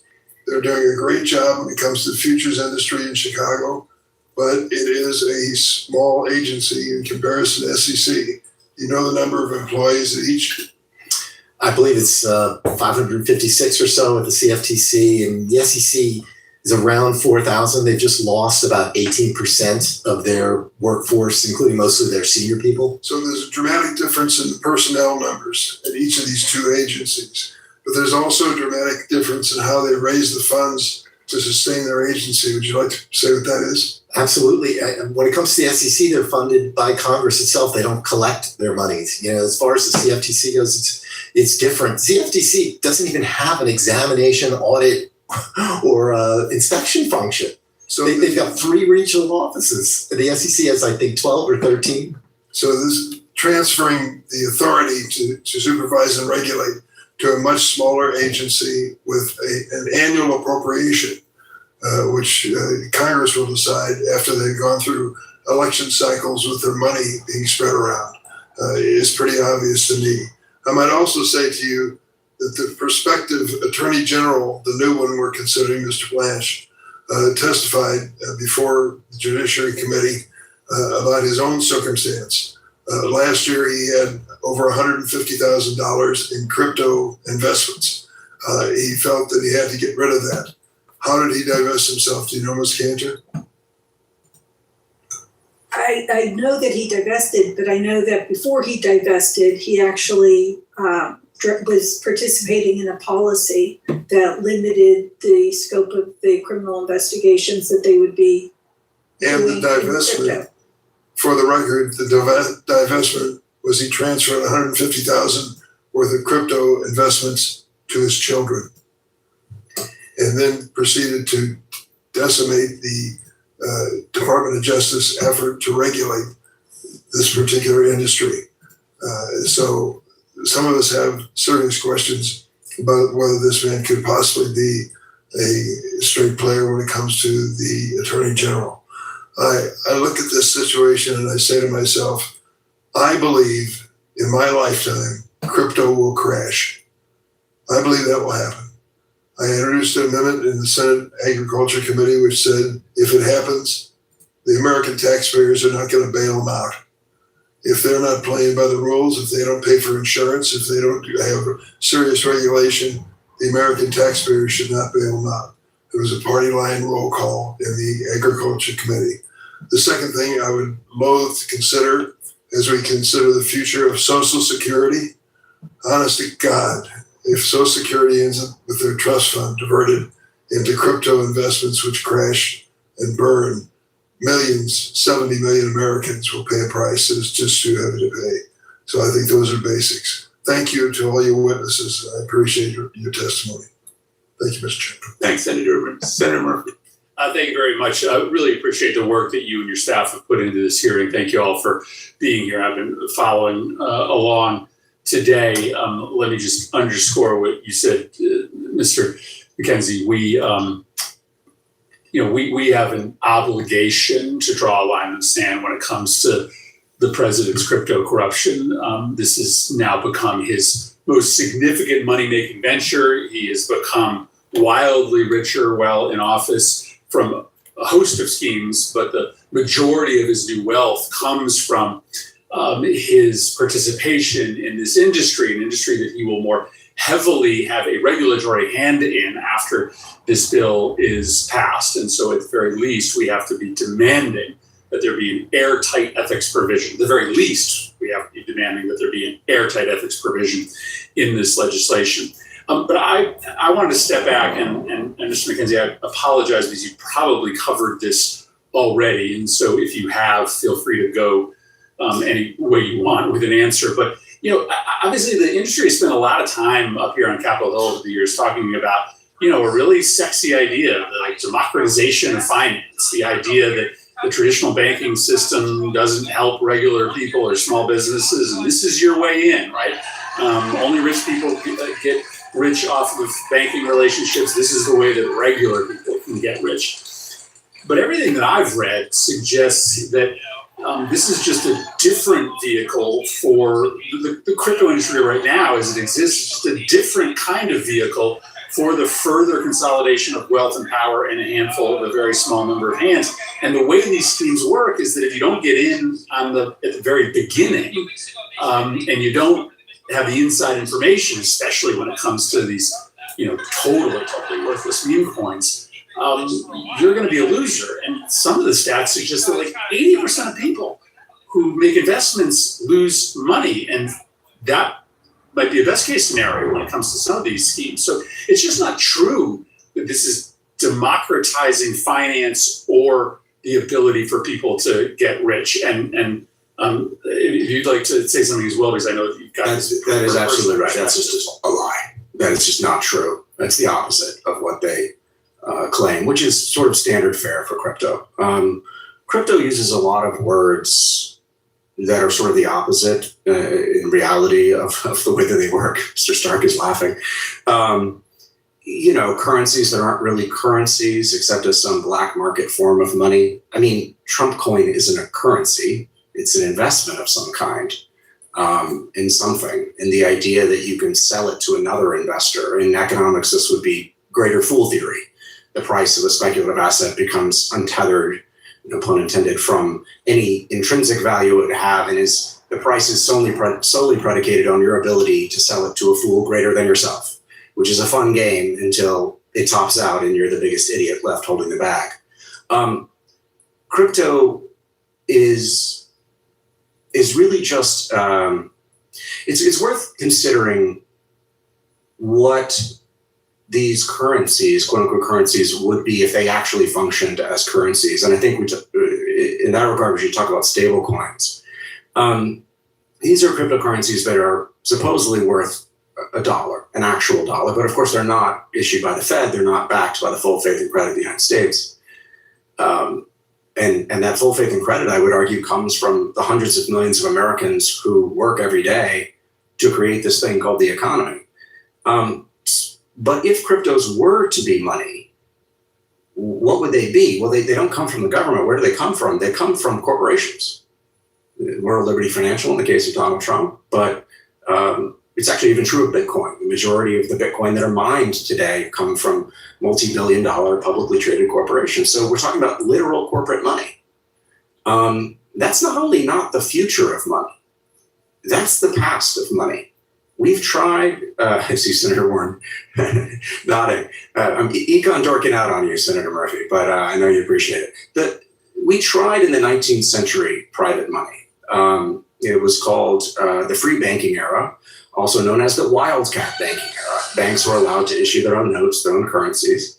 And it was called the wildcat banking era because you were allowed one physical location of your bank. And if you were not on the up and up, you'd set up your chapter as far away from your depositors as possible where the wildcats roamed.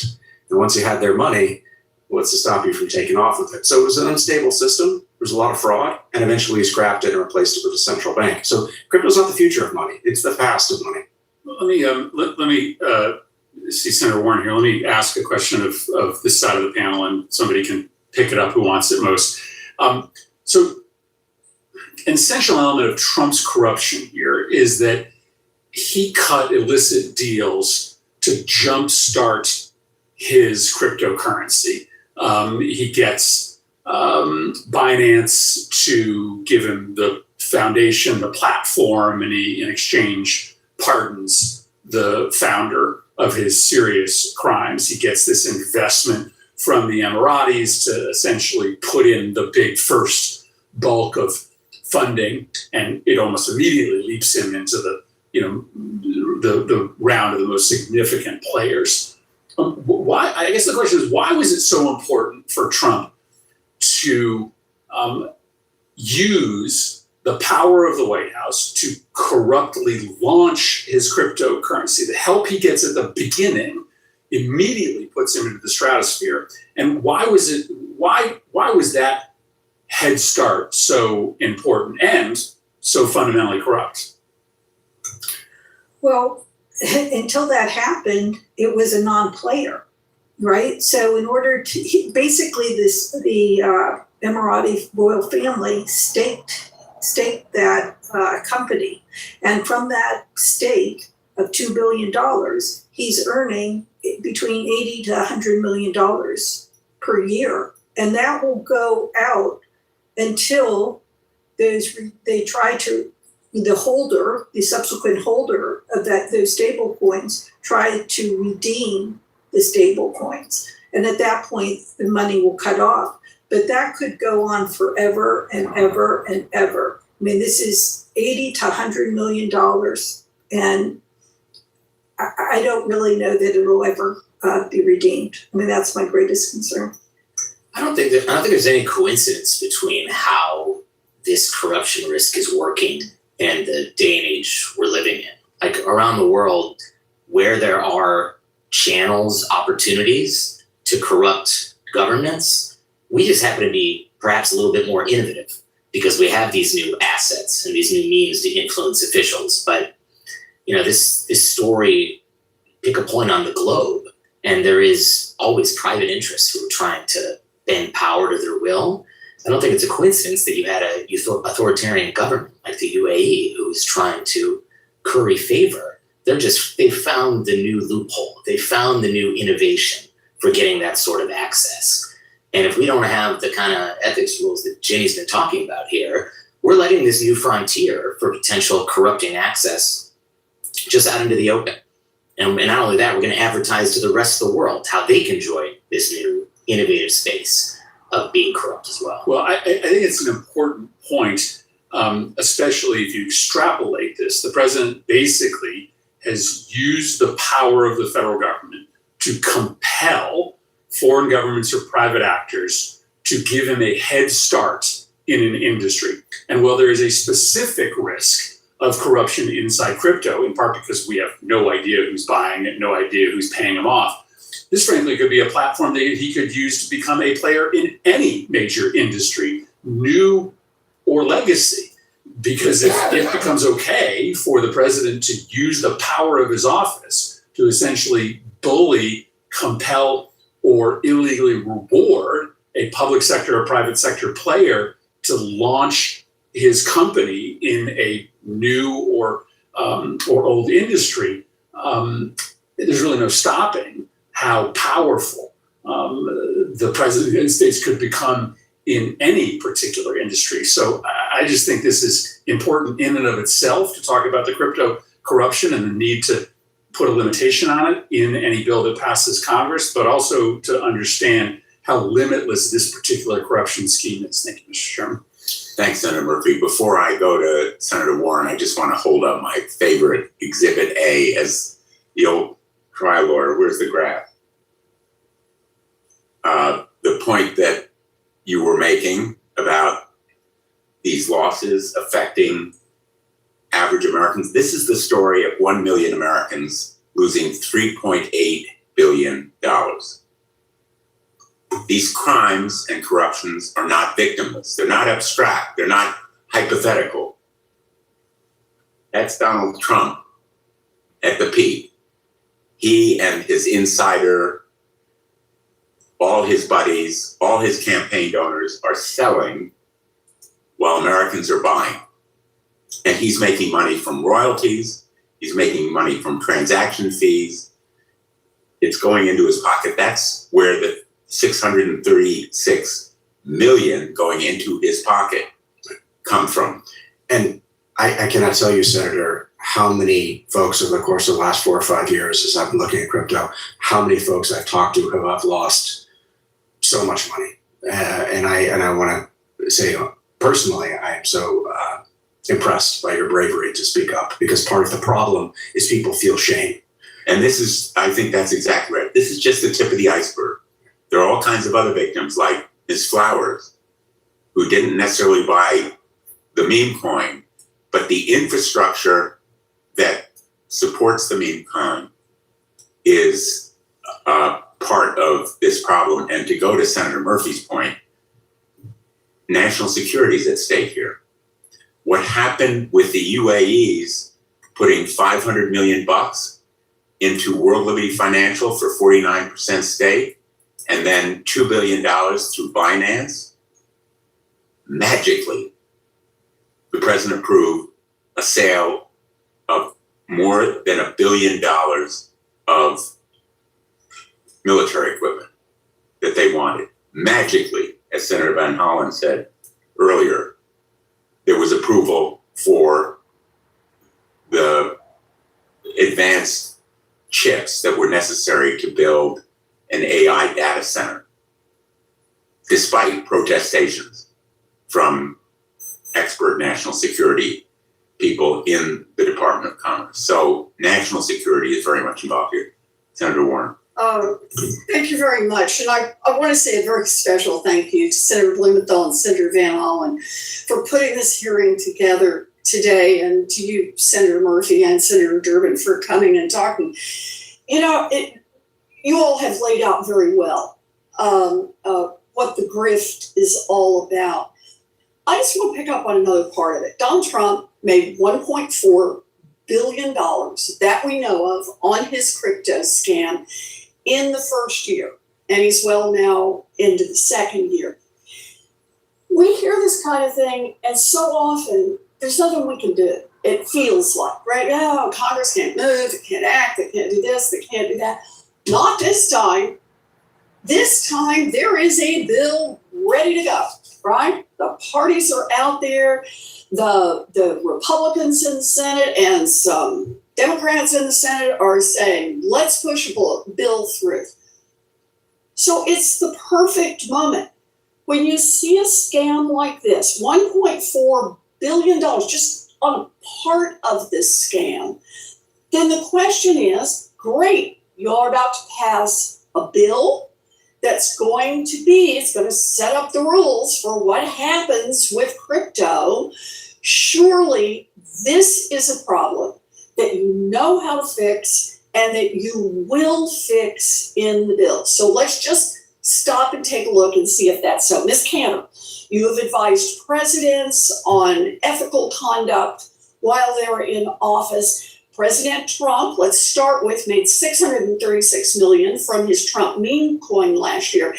Is there anything in the Clarity Act, this bill that is now pending in front of the United States Senate, that would stop Donald Trump from making another $636 million this year and next year and the year after and the year after if this bill becomes law? No, Senator. The bill would not prohibit him from earning licensing fees. And in fact, it would allow him, there's an express provision that would allow him to make appearances at, meme coin events if he chose to do that. So he could just keep right on keeping on making this kind of money. Let me ask you one more. He made over $525 million from another of his crypto projects. These are the tokens associated with the family's crypto company, World Liberty Financial. Is there anything in the pending bill, the Clarity Act, that would stop him from making another $525 million this year or the next year or the next year from the World Liberty Financial tokens? No, Senator, there's nothing in the Clarity Act that would bar him from making another $535 million. So I think that's the point we have to underline here. We know how to fix this problem. It's just that right now, the bill that is roaring through doesn't say a word. And this is not a victimless crime. This is not something that just happens out there in the ether. Ms. Flowers, you're here today because you're someone who's been ripped off by this. I know you've had a chance to talk before, but if you could just say one more time, not just about how it feels to be ripped off, but how it feels to come to the United States Senate and know that a bill is pending that very well may go through and become law and does nothing to shut down this kind of corruption. It's hard to make it make sense. I would like to be clear. I would never have purchased a Trump branded anything, not a steak, not a tuition class, not a meme coin. But the grift is so insulting when you think about Americans who are being fleeced every day, not trying to make a buck, but because crypto is the pathway for criminals to use and it's the easiest, most friction-free way to rob Americans. I just have to say, with the America First agenda, and we know that a lot of times these transnational organized criminals that are stealing from us, crypto is funding their ventures on our backs. It's frankly ludicrous, and I appreciate you asking my humble opinion on this panel. Yeah, well, I appreciate your being here because I see the Clarity Bill as insulting to the American people. You know, sometimes you get fooled. Sometimes, despite your best efforts, people get fooled. Sometimes Congress gets fooled. But boy, not this time. Donald Trump has made clear what his scam is. Other scams are right out here where we can see them, where criminals are able to step up their activity because crypto gives them that special advantage to be able to get the money and hide who they are. You know, it's also happening with terrorists being able to use crypto and the risk that crypto poses to the entire financial system. We've got the whole question about, in effect, shadow banking here and what that's going to be. We know what the problems are. We see a bill that's moving and yet we don't fix it. Because anyone want to speculate on why that is? Because the crypto lobby has spent hundreds of millions of dollars influencing. So you're telling me it's just one other scam? Absolutely. The Clarity Act provides perfect clarity as to what the crypto industry actually cares about. It doesn't give a rat's ass about its customers, if you'll excuse me, as long as it can continue, the insiders can continue to get filthy rich in the process. I mean, it's actually. Please. Sorry, Senator. No, please. It's actually interesting. You know, I've worked on ethics laws at a local level, state level, federal level. I don't think I've ever seen an ethics proposal that is so obviously drafted in the shadow of a single office holder. I mean, as Ginny said, the sunset for enforcement is noon on January 20th, 2020. Like, you may as well just written the name into the bill. That's right. Let alone the loopholes of how he's currently making money that are entirely preserved. So I think that tells you everything you need to know. You know, in addition to the I agree. I find it, and it's also this innovation ruse that SEC Chairman Atkins has become the big promoter of, and it's really mind-boggling. For instance, you'll hear them say, "Well, we need to pass this Clarity Act because otherwise we will lose to China the innovation battle." I don't know what they're talking about. Crypto mining is illegal in China. Cryptocurrency is illegal in China. Stable coins are illegal in China. What are they talking about? It's like saying, you know, hey, we've got to deregulate winter resorts because, ski resorts because Jamaica's a real threat to them. So I think that I agree with Ben that, you know, you're talking about big money, but it's also this idea that this technology is innovation. We all have to ask the question about all this crypto nonsense. For what? What is it doing that's good? It's stealing from people. It's enabling terrorism, enabling ransomware, enabling human sex trafficking, enabling drug dealing, enabling child pornography purchasing. Every single crime is exponentially easier. It created the crime of ransomware. And yet, for whatever reason, we have to talk about this industry like it's so grateful. For what? What is it doing that's good? If it all went away tomorrow, nobody would care. What is it doing It's making a handful of very wealthy people even wealthier at everyone else's expense. And right now, they're spreading enough money around Congress that they think they're going to be able to get the laws that they want to cement this in place. Our job is to fight back. Thank you. Thank you, Senator Warren. Thank you for being here all. And I will just pick up on that point about wealthier people getting wealthier. We have been alluding to some of the wealthy, some of the insiders who are benefiting here. Mr. Graytak, you noted the dismissal of 7 actions, SEC actions, enforcement actions against crypto firms. If you look at them, they are a stunning example of this corruption spreading its tentacles beyond just the White House, beyond just the Washington agencies.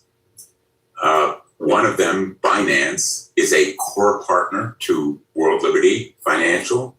Another, Coinbase, donated to the inauguration and the ballroom. It also promoted Trump's meme coin. Another is an investor in the firm behind Truth Social. 2 more donated to the inauguration. Only 2 of the 7 didn't have an obvious beneficial tie to corruption, pay to play. And if you expand the list to include favorable SEC settlements, not just dismissals, but settlements, you find even more crypto investors and donors to the ballroom, which the White House wanted to keep anonymous, if you recall. We pressed for more information about it. And we don't know about all the dropped investigations. As a prosecutor and as attorneys, we all know investigations may never see the light of day. They may be begun and then deep sixed as a result of pressure, especially in this administration. Let me ask you, what does this pattern tell you about the really corruption, about the corrosive impact of this kind of culture in terms of enforcement and ethics? And as someone who has been in the courtroom on the side of victims and states, maybe you have a perspective on this. Yeah, I think it's no coincidence that this is also happening at the same time that the DOJ's Public Integrity Unit has been slashed from 40 attorneys to 2. These are the folks who would be investigating and prosecuting domestic bribery cases to see whether or not there is something as explicit as a quid pro quo arrangement for any of these things. So that is all happening quietly in the background. I think this is just more evidence of the level of innovation that the United States is bringing to the global table on opportunities for illicit and corrupt influence. What we had as norms, everybody knows this, these norms were taken, for granted for long. And it turns out if you don't put in the kind of clear, concrete, enforceable guardrails that we're talking about today, that people will find loopholes. The story around the world is that those loopholes are taken advantage of. And, we, as anti-corruption advocates, have to stay one step ahead of the game, but we're seeing that come home more than ever. And so, as Senator Warren said, we have an opportunity to build that infrastructure now, to put those guardrails in early, to ferret out the conflict before it takes root and before you see and have the ability to hold up more signs like that this time next year. We're running out of time, but I want to ask Ms. Flowers, you have been really courageous and strong to be here today. And obviously you will have trouble regaining the assets that you lost. The impact on you has been very personal, but you're just one of literally millions. And I want the public to understand that this could happen to anyone. and the victims are your friends, your neighbors. This isn't the fault of the victim. This is the crypto corruption. You had very little knowledge of crypto when the scammer said to you, "Why don't you pay me in crypto?" Is that correct? That's right. And would it be helpful if more people learned, if more people became aware of the pitfalls and dangers? Clearly it would be, but I think we heard from the panel, you've got single-digit % of Americans that care at all right now. So yes, and yes, and yes. But it seems like a small problem that this issue, this bill, we got a much bigger fish to fry right now. And it's a shame, and I think it's very obvious the money that's behind getting this and the urgency with which the Clarity Act is trying to get pushed through. So thank you very much to both of you for trying to put the brakes on that. Thank you for helping raise awareness, Senator Van Hollen. Well, thank you all. I just have two questions in closing, because I think that you've helped shine a light on just what a scam this is and how corrupt this is, and the self-dealing by the president and the insiders. And Ms. Cantor, thank you for sort of taking apart piece by piece this fake conflict of interest ethics provision that they've created, and making clear what would be required to ensure that we deal with the conflict of interest piece if we actually want to get serious about it. Mr. Greatac, so a lot of people would say that, a lot of this illicit financing is happening right now. And so how could it get worse? So could you or others on the panel point out how this bill actually makes things worse than the status quo? And then, Mr. Stark, you talked about, the CFTC versus the SEC. We know what happened in the early 2000s when Congress deregulated some of these markets and we got the financial meltdown.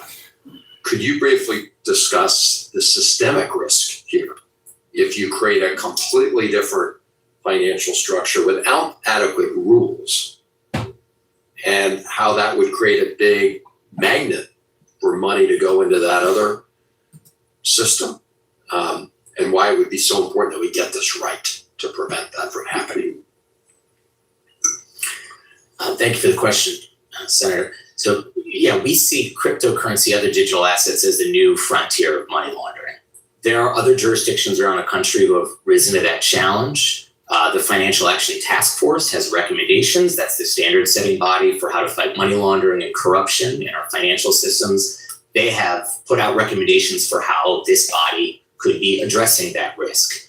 The Clarity Act has some pretty incredible, by comparison, loopholes. In particular, how it allows decentralized finance, or DeFi, to operate. Basically, it says if there's not a person that's sitting there and controlling how the money is moving through a decentralized financial protocol or platform, that they don't have any anti-money laundering responsibilities. You could set up a program, you could set up a system, allow money to be used, including offshore transfers to high risk of corruption jurisdictions. And they'll say, well, there's nobody at the wheel, there's nobody who picks up the phone, answers if you call, so we don't have any obligations. We've seen what happens when other countries do that. It's a race to the bottom, the dirty money moves there. And we obviously don't want that to happen here. I don't think it's surprising. It's for these reasons and others that the overwhelming majority of law enforcement organizations oppose the Clarity Act. The anti-human trafficking community is united against this bill. There are faith organizations for similar reasons, national security officials. We have on our website, for those who want to see the full list, groups who are concerned or oppose the Clarity Act. It is truly astonishing the level of strange bedfellows that this has brought together. And it is because of a lot of both the illicit finance and the corruption risks that this bill presents. Yeah, that's absolutely true. And the bill, it's really crazy. We ban tools like burglary tools, wiretapping equipment, nuclear grenades. You can't go buy any of these things. But as far as the Clarity Bill is concerned, the same principle does not apply to these crypto mixers, which any law enforcement official on the planet will tell you make it impossible to track crypto. So this bill allows that to happen. I don't get that for the life of me. But to your question, Senator, we already had one crash involving crypto. And it generally wasn't very systemic. It was limited to a few banks, and most people didn't feel the pain for that if they weren't involved in crypto. And the reason for that was because there were extraordinary guardrails put in place by the Fed, by the FDIC, by the Office of the Comptroller of the Currency, even by the Department of Labor, because they have the small jurisdiction over 401ks, and of course the SEC. So everyone was essentially told, every financial institution in the United States was told, hey, if you do anything with crypto, expect increased examinations, audits, inspections, expect to lose your license. So they ran away from it. Now, fast forward to now, it's completely different. I can't state that more emphatically. You literally have the chairman of the SEC saying, hey, put this in your retirement. I mean, the Department of Labor essentially said before Hopkins took over at the SEC that said, if you put this in if you ever advise anyone to put crypto in their retirement, that is a de facto breach of your fiduciary duty. So obviously financial advisors weren't going to do it. Nobody was going to do it. And then all these guardrails put in for the banks. They're all gone. They're all gone. Every single agency retracted all of those guidelines. So this contagion will spread infinitely around. And it's really sad because all these people sit back and say, well, look, I had nothing to do with subprime loans. I didn't even have a loan on my house, but they got hit by it. The same is going to happen with crypto. They're going to say, oh, I don't care about crypto. It doesn't have anything to do with me. But then they're going to get hit by it when the crisis happens. So now we have no guardrails, as in zero. And even worse, we have a carnival barker like Chairman Atkins going around telling people to put this in their retirement accounts. And again, it's maddening. And I just hope people will listen and not do that. Well, thank you all. Thank you for making it clear this is a 5-alarm fire and that the Clarity Act will actually just pour more gas on the fire. And thank you, Senator Blumenthal and your team for really putting this all together. It's good to partner with you on this. Thank you. Thanks, Senator Van Hollen. I'd be remiss if I didn't point out that all of this stuff going to the President of the United States is also a violation of our Constitution. The Emoluments Clause of the Constitution of the United States forbids exactly what Donald Trump is doing here, and for good reason. The founders fear that our security as a nation would be at risk if anybody at the top of our government became beholden to foreign governments. And so they specifically precluded this kind of benefit, anything of value, going to the President of the United States from a foreign official, foreign power, which is what happened with the UAE, with Qatar. But we do need reform focusing specifically on crypto. And again, I just want to point out about World Liberty Financial that it was actually launched in September of 2024 by the president's sons, by Stephen Witkoff's sons, by others who then helped to finance it, like Justin Sun, the Chinese co-founder of blockchain project Tron, then aided by Binance, whose head, CJ, was pardoned by the president. There are so many interlocking connections here,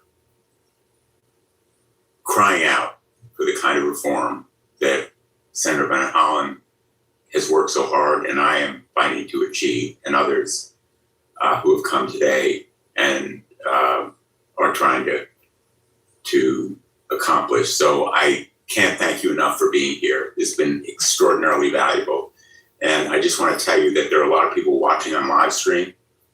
In fact, there are more people watching this proceeding than normally watch formal hearings when we're sitting up on the dais here and we have witnesses under oath, because these are the kinds of proceedings that people know, talk about, real life problems that affect them in their everyday lives. So you have performed a tremendous service by being here today.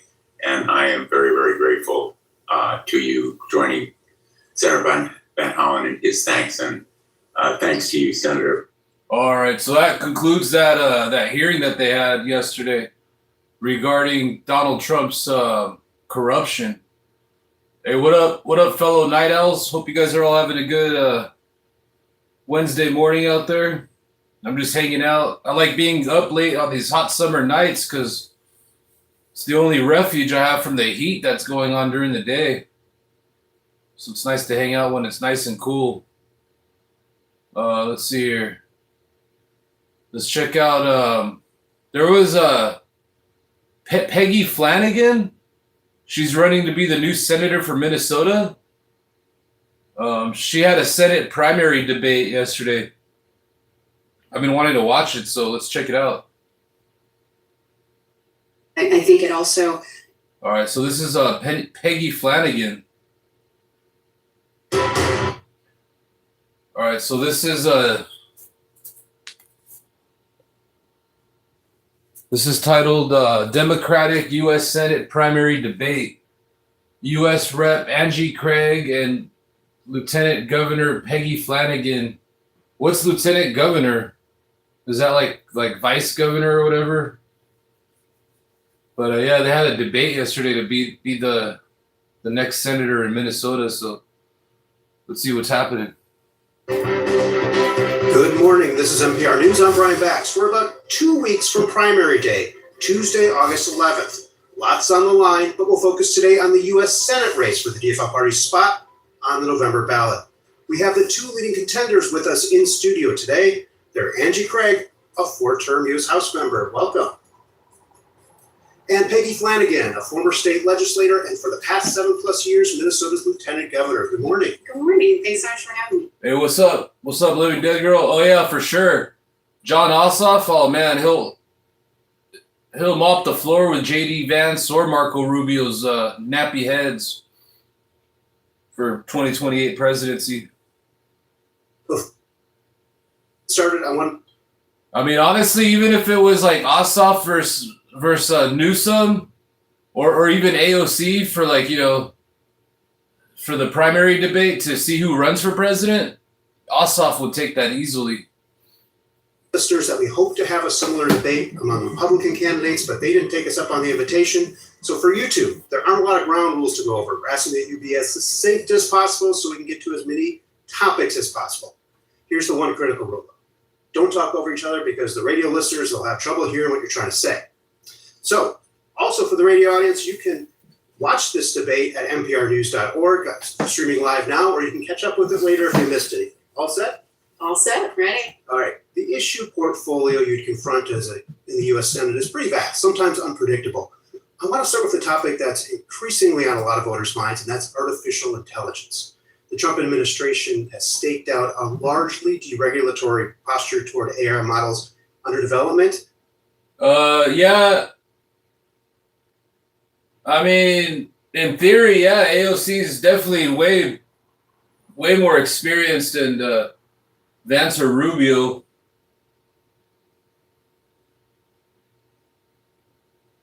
Urging voluntary participation in. But unfortunately, there's a lot of sexist males out there that are, even if they're independent, they'll probably vote for the dude over the chick. So unfortunately, that's just how it is. I mean, I would vote for AOC over Vance or Rubio all day. But I think the best candidate to throw out there is Ossoff. For risk, whether that's in the military, the banking sector, or other facets of society. Peggy Flanagan, is that the right approach? I mean, I think we have to be incredibly cautious when it comes to artificial intelligence and AI. Just last week, we saw that OpenAI, its program essentially jumped in. Now, AOC and Ossoff together, that would be amazing. Another system as it was trying to find the right answers for a quiz. I think we have to, proceed with extreme caution.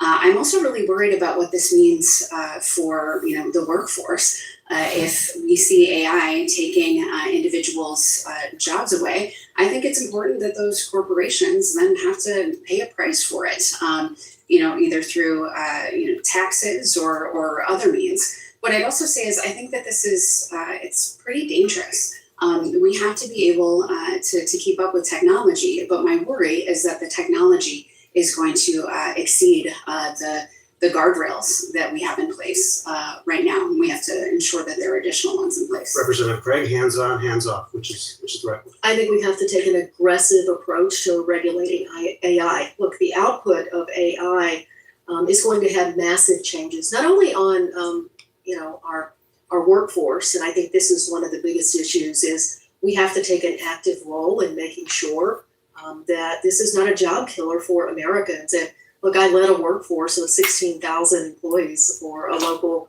company before I ever ran for Congress. And during that time, we were very aggressive in figuring out what jobs exist in the local community. So I think this is an opportunity to engage at the federal level. What I would say, though, is that jumping out of that sandbox last week, OpenAI, Brian, is incredibly dangerous. And I do think we have to consider a kill switch. And the other side of this is just the data centers. I think we actually have to federally regulate. No big tech company gets out of not funding the electricity cost, and the water quality and water supply in this country is another concern of mine. Kill switch and federal data center regulation sound good to you? I mean, I think that this is, an existential threat to us if it gets out of control. I think that's something that's important. When it comes to data centers, I think it's clear that people have big concerns all across Minnesota and all across this country. It absolutely is troubling to me that we seem to be moving at the speed of corporate interests and not of community. And we have to determine who benefits. Right now, it's these large, corporate interests who are benefiting. At the same time, we see the environmental impact potentially for folks' water supply and the energy costs going up. Briefly, on balance, is AI a net plus or net minus? I think that's yet to be seen. But right now, I'm deeply troubled by it, especially when we see AI being used to manipulate people. Even just in this race, right? There was an ad that was aired that was an AI version of me. I think that that's something that, Minnesota legislators took a stand on. There was a small window that allowed for it. But ultimately, this can put people at great risk. And I think it also increases distrust in systems and in government. Angie Craig. I was very clear that any AI usage should be watermarked. People ought to know if AI is being used. I think at the federal level, we ought to legislate that. Net, I think it's going to be full of enormous potential. I think about what Mayo Clinic is doing in terms of mining healthcare data to come up with how do we treat disease in this country. And I think that this is something that the federal government cannot let get out the barn door and stand on the sidelines. We've got to be very aggressive here. Similarly, prediction markets have seen explosive growth, and many people wager on just about everything. Federal government has sued states, including Minnesota, for trying to clamp down on these markets. Representative Craig, you sit on the committee that oversees the Commodities Futures Trading Commission. What do you want to see done? Well, we were just in a hearing last week on prediction markets as it relates to the gaming industry, and we were proud to have the Indian Gaming Association represented at that hearing. Look, I think the prediction markets are out of control. We need to put more guardrails on them. The problem is that this Trump administration has only named one commissioner to the CFTC. Certainly my committee, as ranking member, the top Democrat, has authority over this. And Mr. Selig is running that agency from a regulatory perspective all by himself. We need a bipartisan commissioners. We need the cops on the beat at the CFTC. And we certainly need to ban insider trading and many of the activities going on prediction markets Peggy today. Flanagan, how would you approach it? Well, I'd say a couple things here. I think it's clear that Minnesotans don't support prediction markets. Clearly, We banned this this past legislative session. They are attacking us for it. They've taken us to court. But I think that this is one of the places where there's some pretty significant contrast between myself and Congresswoman Craig. The founders of Kelshi have contributed to her campaign. They have their preferred candidate in this race. And while she just talked about the head of the Indian Gaming Association coming and testifying, ultimately what these prediction markets, Polymarket, Kelshi, and others would like to do is to undermine Indian gaming overall. I think that's great risk, not just for Indian country and for tribes as a whole, but for Minnesota, for local economies as well. These enterprises are important, they're significant, and predictive markets have their candidate in this race, and it's Congresswoman Angie Craig. Representative Craig, you want to respond to that? Well, I would completely reject that. I also have the support of many tribal leaders from the state of Minnesota who have supported my Senate campaign as well, because they believe that I am the strongest Democrat to hold this seat against what appears to be Michelle Tafoya. I believe we should strongly regulate these prediction markets, and the CFTC has been cut by 15% under the Trump administration. It has been defunded, and I don't believe that the CFTC is prepared to regulate right now these prediction markets in the way that they should be. And I'm going to be fighting for that. And I think, that just illustrates, once again, the hypocrisy that continues to come from the lieutenant governor on campaign finance funding, when, of course, I'm sure we'll get into that a lot today, but before we move on, just a quick yes or no. Because it's already come up in Minnesota politics, I need to ask, have you ever placed a prediction market bet or even visited one of these platforms?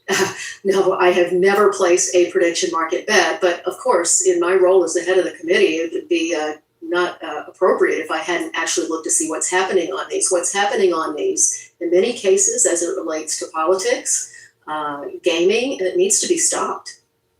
Prediction market bet on anything? I have never bet on anything. Okay. Absolutely not. Well, because this is a 6-year term that you're after, there are projections out there that the Social Security Trust Fund is scheduled to run dry in 2032, smack dab toward the tail end of this term. That could lead to consequences that trustees say could include a significant and immediate cut to old age and survivor benefits.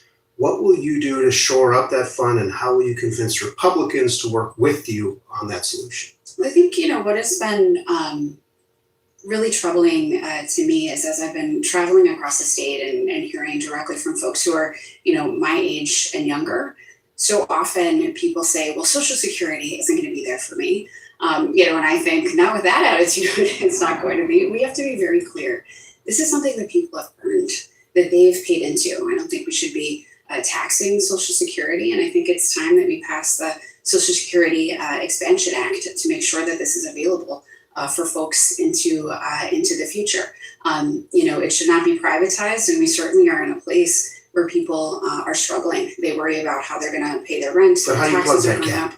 I think you plug that gap. This, by passing this act and making sure that this is, solvent into the future, is incredibly important. Social Security is not just for seniors; it's also for people who need it for Social Security disability. My mom utilized that program, and it was incredibly important for her. I think we've got an opportunity to work with Republicans, but we also have to make sure that people are very clear about what this means for them, sharing those stories and building strong support outside the Capitol to get this done. And I think we can get there. Congressman Craig, is there a solution that you favor? Well, I'm certainly already a co-sponsor of the Social Security Expansion Act, but I've actually written my own bill to help us extend the life of Social Security. My bill that I introduced 3 years ago would extend the life of Social Security for 34 years, according to the Congressional Budget Office. It would also allow today's current seniors who are facing such a stress and strain on cost to stop paying federal taxes on their Social Security income. And the CBO has actually scored my bill as, over the course of several decades, saving the federal government $9 trillion. So not only do I support My grandmother's still with me. I'm very lucky. She's 99 years old, and she lives on that Social Security check. And so it's a very personal issue to me. Would you support either a higher retirement age or higher payroll taxes to feed the fund? No, we've got to eliminate the cap. We've got to make people who are fortunate enough to make over $186,000 continue to pay into Social Security. I don't think a lot of people realize that the wealthy in this country, the wealth gap in this country is killing us. And people know that, but I don't think people realize that if you're lucky enough to make $1 million a year, you stop paying into Social Security on the first $186,000. Lieutenant Governor, do you support either a higher retirement age or higher payroll taxes? No, I don't. I think that the folks who are at the very top should pay their fair share. All right, we're in agreement there. So we're now about 5 months into war with Iran. Congressman Craig, how should it end? Well, I voted to end this war, this illegal and illegitimate war that Trump has pulled us into, I believe, 4 war powers resolutions so far. We've got to get a true ceasefire agreement in place, but that's not going to happen with the rhetoric and the attitude from Pete Hegseth and this administration of just, bombing the hell out of people all the time. They need to sit down and actually force Iran to come to the table. And also, that's not going to happen by giving Iran $300 billion in money and taking the sanctions off of their oil. I believe that Benjamin Netanyahu and the Israeli government have really screwed up foreign policy across this country. And that, my biggest hope for the Iran war is that Benjamin Netanyahu loses his election this fall. And Donald Trump needs to get out of this war. Lieutenant Governor Flanagan, what's your solution to getting out of this war? Well, I'd say, we have to acknowledge where we're at. There's been $32 billion spent so far. And we recently heard that they're low on munitions. That is incredibly troubling to me and I think to the American people who now potentially are at risk if there's another crisis. I'd also say, this attitude of essentially taking us into an illegal war at a whim, or simply the mood of the president is, the Strait of Hormuz is open, the Strait of Hormuz is closed, and with a lack of diplomacy, real negotiations. What that has also meant is that 18 servicemen and women have lost their lives, including one Minnesotan. I think this is an example of where it is incredibly important that we take back the House and we take back the Senate. Are there any circumstances in which you could support more funding for this war? I think there has to be a plan. And right now, there isn't one. What we know about this war so far is that, they've spent $32 billion and costs for Americans keep going up. So the high price of gas, groceries, Donald Trump is not thinking at all about the American people. His actions have consequences, not just in the Middle East, but right here at home. What about you? There's no circumstances I would support more funding for this war, Brian. Donald Trump got us into a war with absolutely no strategic plan whatsoever. It has cost American lives, and this administration doesn't have a strategic plan for getting out of it. And the proposals that they put forward, I believe, would only make the situation in the Middle East even worse. So I'm adamantly opposed to this war. You brought up the Israeli Prime Minister. Do you support halting arms sales to Israel? Yeah, I think we have to look, a complete look at the security assistance that we provide to the state of Israel in the future. Look what happened in Gaza. There were way too many civilian lives that were cost. What's happening right now in the West Bank with Israeli settlers is completely inappropriate. The war with Iran is completely inappropriate. And look, I think that the only way we're going to have a reset of foreign policy with Israel at this moment in time is actually looking at the relationship we have with the Prime Minister. And I don't believe we can recover this relationship with this Prime Minister. We need a new one. Arms sales to Israel? Well, I think it's interesting because you just asked Congresswoman Craig if she supports additional arms sales. She didn't necessarily answer the question, and I think her vote last week speaks for itself. She voted for additional $3.3 billion to be sent to Benjamin Netanyahu, and was the only Minnesota Democrat to do so. Congresswoman Craig has a track record of supporting Benjamin Netanyahu and his agenda. She again was the only Minnesota Democrat to send 2,000-pound bombs to Netanyahu, and has had an incredible amount of support from AIPAC. They've been her biggest funder throughout her entire political career. My values do not align with AIPAC. I'm not taking their money, and I think that this matters when it comes to how we engage in foreign policy. I'm going to let you respond, but I'm going to tack one on as well. Lieutenant Governor Flanagan has called Israel's actions in Gaza a genocide against Palestinians. Is it? Look, I don't think that the terminology is helpful to bringing us to a two-state solution. I think that the Lieutenant Governor brought up the vote from just last week. That was an amendment offered by a Republican to strip all funding, including humanitarian assistance, from the people in Gaza. I actually think we need to fund the rebuilding of Gaza in a very dramatic way. I also think that, as I've said just a moment ago, we have to rethink our strategic foreign policy with the state of Israel. And right now that with Benjamin Netanyahu, I think that's going to be very difficult to do. Lieutenant Governor Flanagan, we're going to stay with the Middle East for another minute or so. We learned last week that the Trump administration is exploring a nuclear development deal with Saudi Arabia. Are you on board with that? I am not on board with that, but if I can just come back to the last question, I think it's important to acknowledge, of course, what happened on October 7th was horrific. Hamas is a terrorist organization. And, the response, though, over the last few years, 21,000 children in Gaza have been killed. The UN report that came out at the end of June talks specifically about Palestinian children, infants, being targeted. This is a genocide. I think it's important for us to use that language and to be clear that I think it's a vote to support additional military support to Israel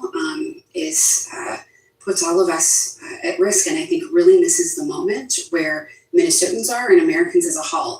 Our taxpayer dollars should not pay for additional weapons, bombs, as the entire communities have been leveled and children and families are suffering. Representative Craig, can you respond to that? And also the Saudi Arabia question. No, I don't agree with the president, as you would imagine. But the Lieutenant Governor is sort of missing the nuance of foreign policy. It is atrocious that Palestinians have died and too many civilians died in the war in Gaza. And of course, October 7th was horrific. But we need to have a conversation about foreign policy with Israel.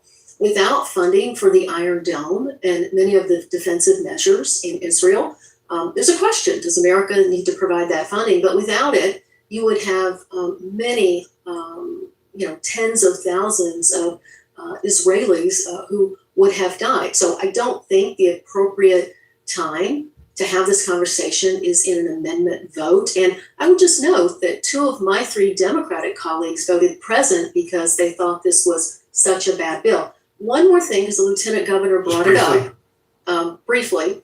The Lieutenant Governor is being completely disingenuous about her soliciting support from AIPAC. The Star Tribune covered this. She met with AIPAC. She also provided a position paper to AIPAC. So again, this is Peggy Flanagan, who has been very hypocritical and Peggy Flanagan, dishonest. 20 seconds on whether you have a relationship with AIPAC. Sure, I met with AIPAC, I met with J Street, I am endorsed by Ben the Arc. And I think it's important to know that the moment that I said that I would have supported Bernie Sanders' resolution blocking offensive arms sales to Israel last summer, that was the moment that AIPAC decided that I was a threat. They called me a threat, and to be clear, I stand by that. And they have held over a dozen fundraisers for Congresswoman Craig this cycle. AIPAC is out of step with where Minnesotans are at, and their support for Congresswoman Craig is clear. We're going to move on to another topic. Money has been undercurrent in this race, and I'm sure we're going to get to it in the next question I have. But you're listening to an NPR News debate between two DFLers running for U.S. Senate, Peggy Flanagan and Angie Craig. And there's been no denying that immigration has taken a central role in your primary race after Minnesota became ground zero in the Trump administration crackdown. To Angie Craig, you've voiced regret for voting to grant more immigration and detention authority to the Trump administration. What was the reason for your initial support? Well, my initial support was 3 days into the Trump administration. And when I looked at the bill at the time, we had just allowed Donald Trump, who is an existential threat to this country, to come in part because voters' perception of America's open borders under the previous administration. As this Trump administration attacked our Black and brown neighbors, it became absolutely clear that although they weren't using that bill in Operation Metro Surge, that any additional authority to the Trump administration was the wrong decision. And I've said that I regret it. But look. Do you feel like you were deceived, and what was the purpose of it? Well, look, the bill was a bill that would allow detention of folks who commit crimes. That is not what the Trump administration has done. He said the worst of the worst. And the lieutenant governor, throughout the course of her entire campaign, has sat on the bleachers complaining about the one vote I took in 8 years. Where are her solutions to comprehensive immigration reform in this country? Because where I've been, while she's been in the bleachers, at the Whipple Center, standing in front of ICE. Where I've been is introducing articles of impeachment against Kristi Noem. Where I've been is down in Texas trying to get my constituents released from ICE detention and fighting ICE tooth and nail. Peggy Flanagan, should lawmakers be encouraged or discouraged from changing their mind as new information arises or events arise? Well, I think the timing of this is what's really important. Congresswoman Craig stood by this vote for 14 months during the height of Operation Metro Surge, after Renee Good was killed, after Alex Preddy was killed. She stood by her vote. And here's what I think is important. This wasn't a secret. This didn't sneak up on us. Donald Trump ran on a mass deportation agenda. It was literally in bright signs behind him at rallies and all caps that said mass deportation now. Immigration groups, the ACLU, were, raising red flags all over the place before this vote. And you can talk about standing up to Donald Trump, and that's one thing, but voting 3 days in to the second Trump administration for Donald Trump's immigration bill that allowed him to terrorize our communities, the loss of life, the economic impact, the trauma, it's horrific. And just shortly thereafter, Congresswoman Craig voted to thank ICE while they were in the streets of Los Angeles, separating families. You ask where I have been? November 16th, 2024, right after the election, I was in a meeting. I was in an organizing meeting with the immigrant community about how we were going to respond. January of 2025, I was in the parish basement of my church determining how we were going to protect our neighbors. That's where I've been. I want to ask, though, is there a level of immigration enforcement or deportation that's acceptable to you? Yes. I mean, we absolutely need to make sure that we have secure borders, that we are clear, that there has to be a pathway to citizenship, in particular for DACA recipients who have lived in limbo for so long. But ICE itself has to be ripped apart. We are seeing this essentially lawless entity that has killed 11 people with impunity.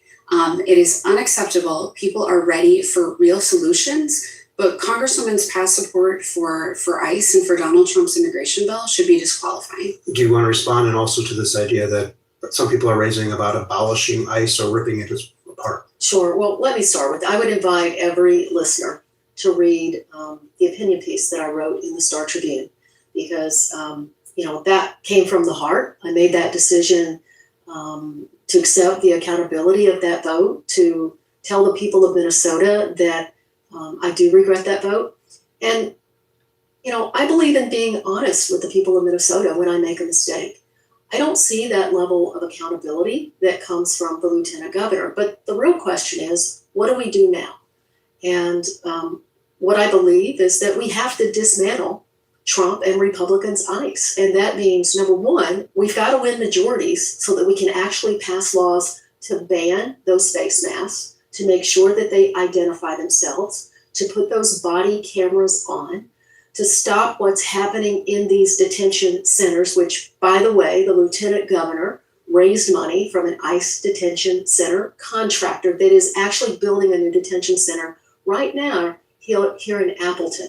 So the lieutenant governor, again, is being very disingenuous on this topic. Comprehensive immigration reform, though, Brian, is critically important. I have always supported a path to citizenship for our nation's dreamers. And I also support a path to legal status for undocumented individuals who have been here, obeyed the law, and contributed to I want to give country. Peggy Flanagan a chance to respond to this core civic donation that's come up multiple times this campaign to the Democratic Lieutenant Governors Association. At the time, you were a leader in that organization. Sure. It's important to note that the Democratic Lieutenant Governors Association is a sister committee of the Democratic Party. Its job is to elect Democratic lieutenant governors. That contribution was solicited by staff. I told them to donate it. And my record on CoreCivic is that when I was in the Minnesota legislature in 2016, I voted against CoreCivic and against opening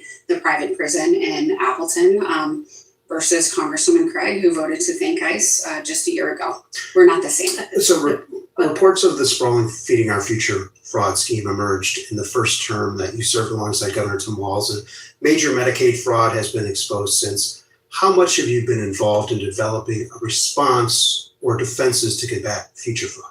Well, I would say this, this is an issue that's come up, and I think it's important, to acknowledge that fraud of any kind is completely unacceptable. Republicans are attacking every Democrat on fraud, from Amy Klobuchar to Keith Ellison to Congresswoman Craig. Just last week, there was a Republican ad that came up that had both of us up next to each other, side by side. I think, Congresswoman Craig is maybe naive if she thinks that this is not an issue that's going to just come put a for her finer as point well. on it. Were you part of any discussions when you were discussing how the administration would respond to this emerging crisis? So the governor's taken the lead here, and the administration has been aggressive internally in working to stop fraud, prevent it from happening in the first place. And I think that the measures that have been passed through the legislature, in particular, this independent office of Inspector General, I think is powerful. Keith Ellison, now the Attorney General, has additional resources to be able to go after Medicaid fraud.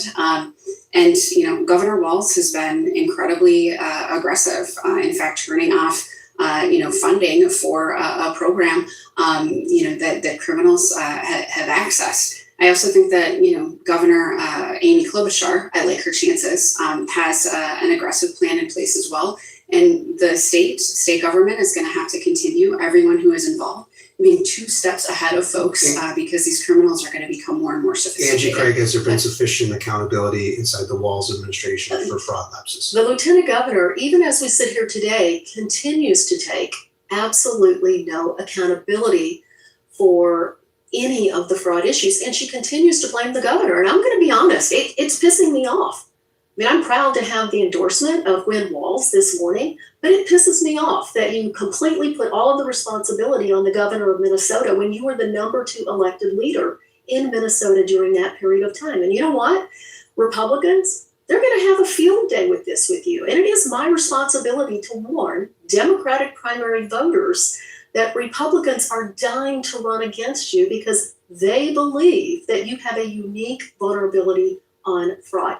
And even as we sit here today, you can't take responsibility. You actually took responsibility on Almanac for the homelessness program in Minnesota. That program itself experienced fraud. So Lieutenant Governor, I can take accountability for anything I did or should have done differently, but I just, for the life of me, cannot see that you're willing to do the same as a political leader. So this is simply false. The Congresswoman's accusation around the homelessness program. But I will also say this. I know, what Congressman Craig said just a few weeks ago, that the attacks on Tim Walz and Keith Ellison were political theater. She's now going on to use Republican talking points. And I think that's frankly where Congresswoman Craig is most comfortable as someone who votes with Donald Trump more than any other Minnesota Democrat and has bragged that she votes with Tom Emmer 45% of the time. As a former executive director of a nonprofit organization, the idea that anyone would steal from children, families, the most vulnerable people in our state is abhorrent. And there are measures that this administration has taken. Tim Walz said that he wished more had been done sooner. I think we all feel that way. But I think the approach in the administration in stopping, preventing it from happening in the first place, putting in additional internal controls in the legislation that's passed is important. But in fall, what we're going to have to do is to take it to Michelle Tafoya. I think it's incredibly important that we talk about why that matters. And it matters because I'm the candidate who is ready. Congresswoman Craig literally votes with Republicans more than any other Minnesota Democrats. Well, look, Republicans are saying out loud that they would like to run against you. They would not like to run against me. And when you talk about Republicans talking about the fraud issue, they're already running against you on fraud. They're already running against Keith Ellison on fraud. And I can tell you that Donald Trump has $300 million set aside.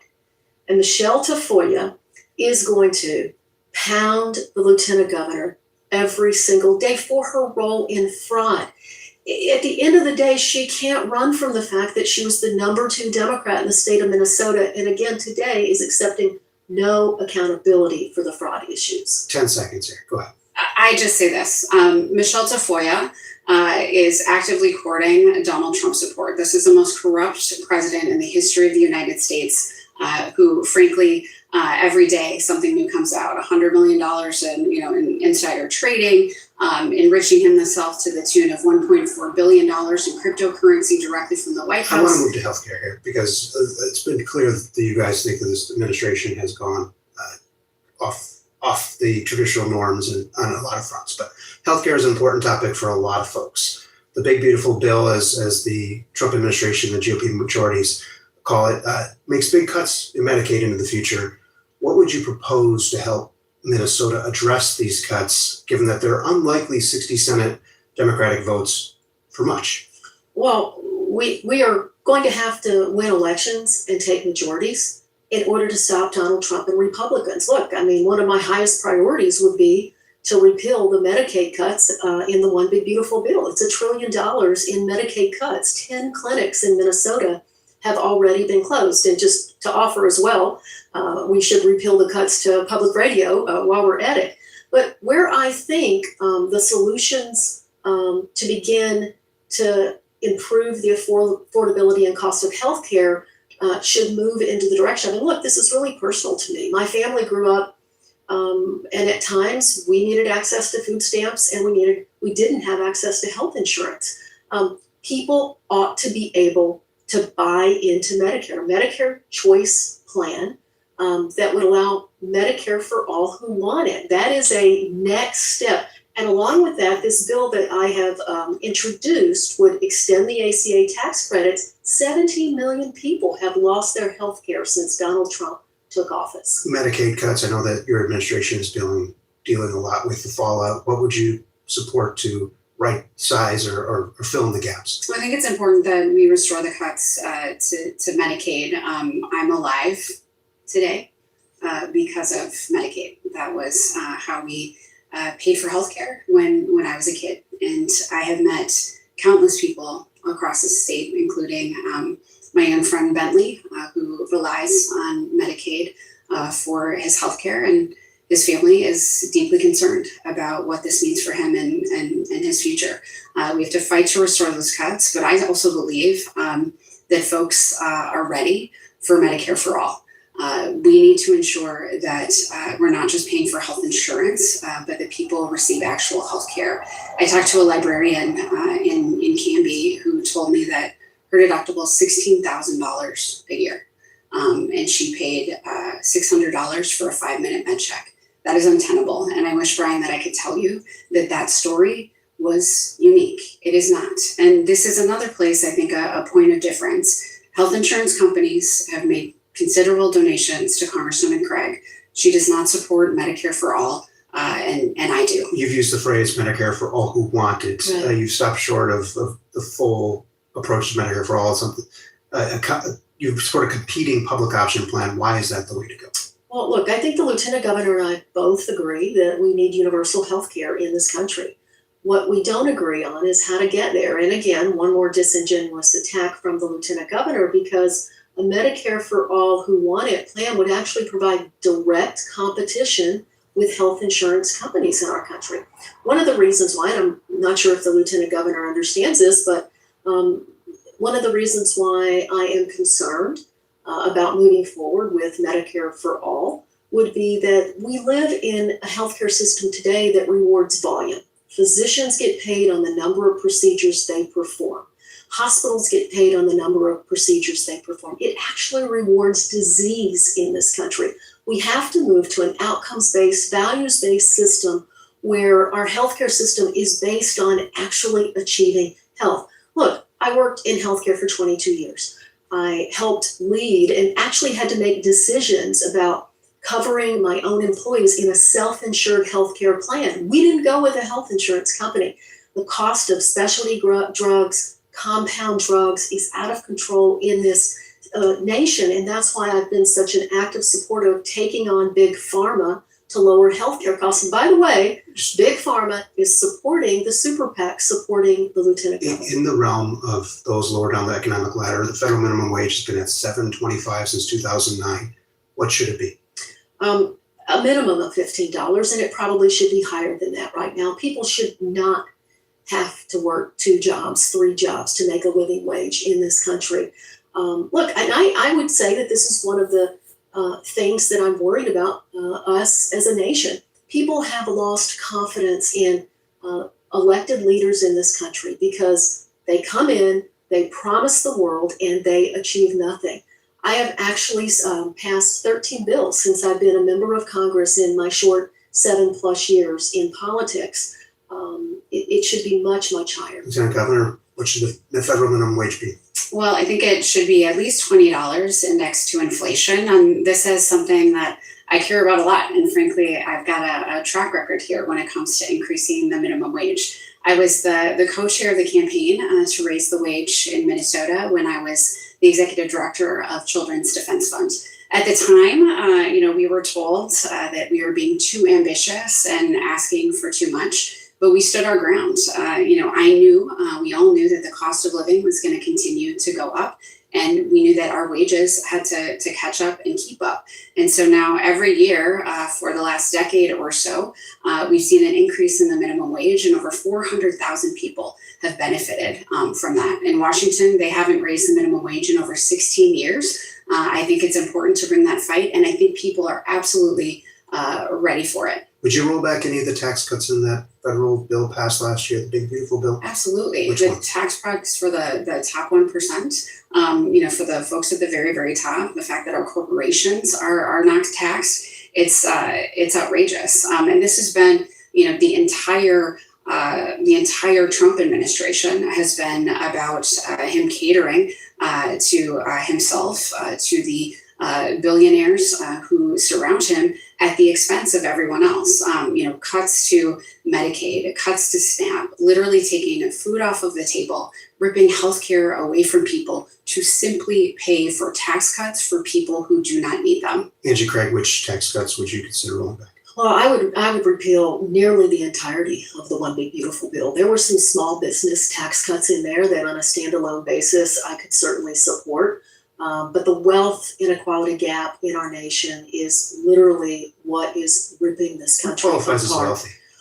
Well, look, I mean, that depends on the eye of the beholder, right? But, anyone who is fortunate enough to make, six figures in this country, I think is, someone who lives in the middle class in this country. And we need to prioritize our tax policies for the middle and working class in this country again. The corporate tax breaks that were extended as part of the One Big Beautiful Bill were atrocious. And remember what it was all for, right? The One Big Beautiful Bill, $1 trillion in cuts to Medicaid, the $187 billion in cuts to SNAP. It was also the top income earners in this country could get a tax break. You're listening to an NPR News debate between two DFLers running for U.S. Senate. That was Angie Craig, and Peggy Flanagan is with us too. I want to shift gears a little bit, and I want you to briefly, emphasis on the briefly, say why your personal and professional experience makes you best suited for this office. Angie Craig, you go first. A minute or two would be great. Yeah. So look, I mean, I grew up in a mobile home park. We moved a lot. My mom was a single mom who went to college at night, one class at a time, for 9 years to become a public school teacher in this country. My wife was a public school teacher as well. She and I have raised together 4 tremendous boys who are now young men. We had to fight for the right to marry and become a family in this country. I believe my life experience of fighting for Minnesotans, particularly in the marriage equality battle here. The other thing to note is I stepped off the sidelines in 2016 when Trump came onto the scene in American politics to run in a district that had been in Republican hands for 3/4 of a century. No one thought any Democrat could win that seat. No one certainly thought a lesbian mother of 4 could win that seat. But not only have we won it, we have held it. And in the last election cycle, in my district that leans Democrat by 3 percentage points, I won by 14 percentage points. So I believe that life experience, my experience of actually having to run a health plan for 16,000 Minnesotans makes me especially qualified. Peggy Flanagan. Sure. So, I'm a kid who grew up on the margins. We relied on SNAP, Section 8, paid the rent, and I'm alive because of Medicaid. I also watched my mom work incredibly hard. She got her certificate in phlebotomy from St. Kate's, and we often would teach her about being a professional vampire. And I remember when she walked across the stage when I was 7 years old in her blue cap and gown, it felt like I was walking across that stage. I know what it's like to try to stretch $20 through the end of the month. And I spent my entire career fighting for economic security for Minnesota families, from leading the Children's Defense Fund to increasing the minimum wage, being one of the co-founders of Minnesotans for Paid Family and Medical Leave. When my daughter Siobhan was still an infant on my hip, we got that done as well. And I say the bottom line is that this campaign is about the many versus the money. I don't take a dime of corporate PAC money, and I will be beholden only to Minnesotans and no one else. So endorsements have become a big feature of this race. Did you ask Governor Tim Walz to endorse you? Listen, the governor was really clear very early on that he was going to stay neutral, and So I did you ask appreciate that. That's his position. I am encouraged that I have support from folks all across the country. And, listen, I'm proud of the work that Governor Walz and I have been able to do together. But I think that, this race has been important for me to step out into the Peggy Flanagan for U.S. Senate campaign. And that's what I've tried to do. Angie Craig, you've already mentioned that Gwen Walz endorsement, but did you ask the governor for his endorsement?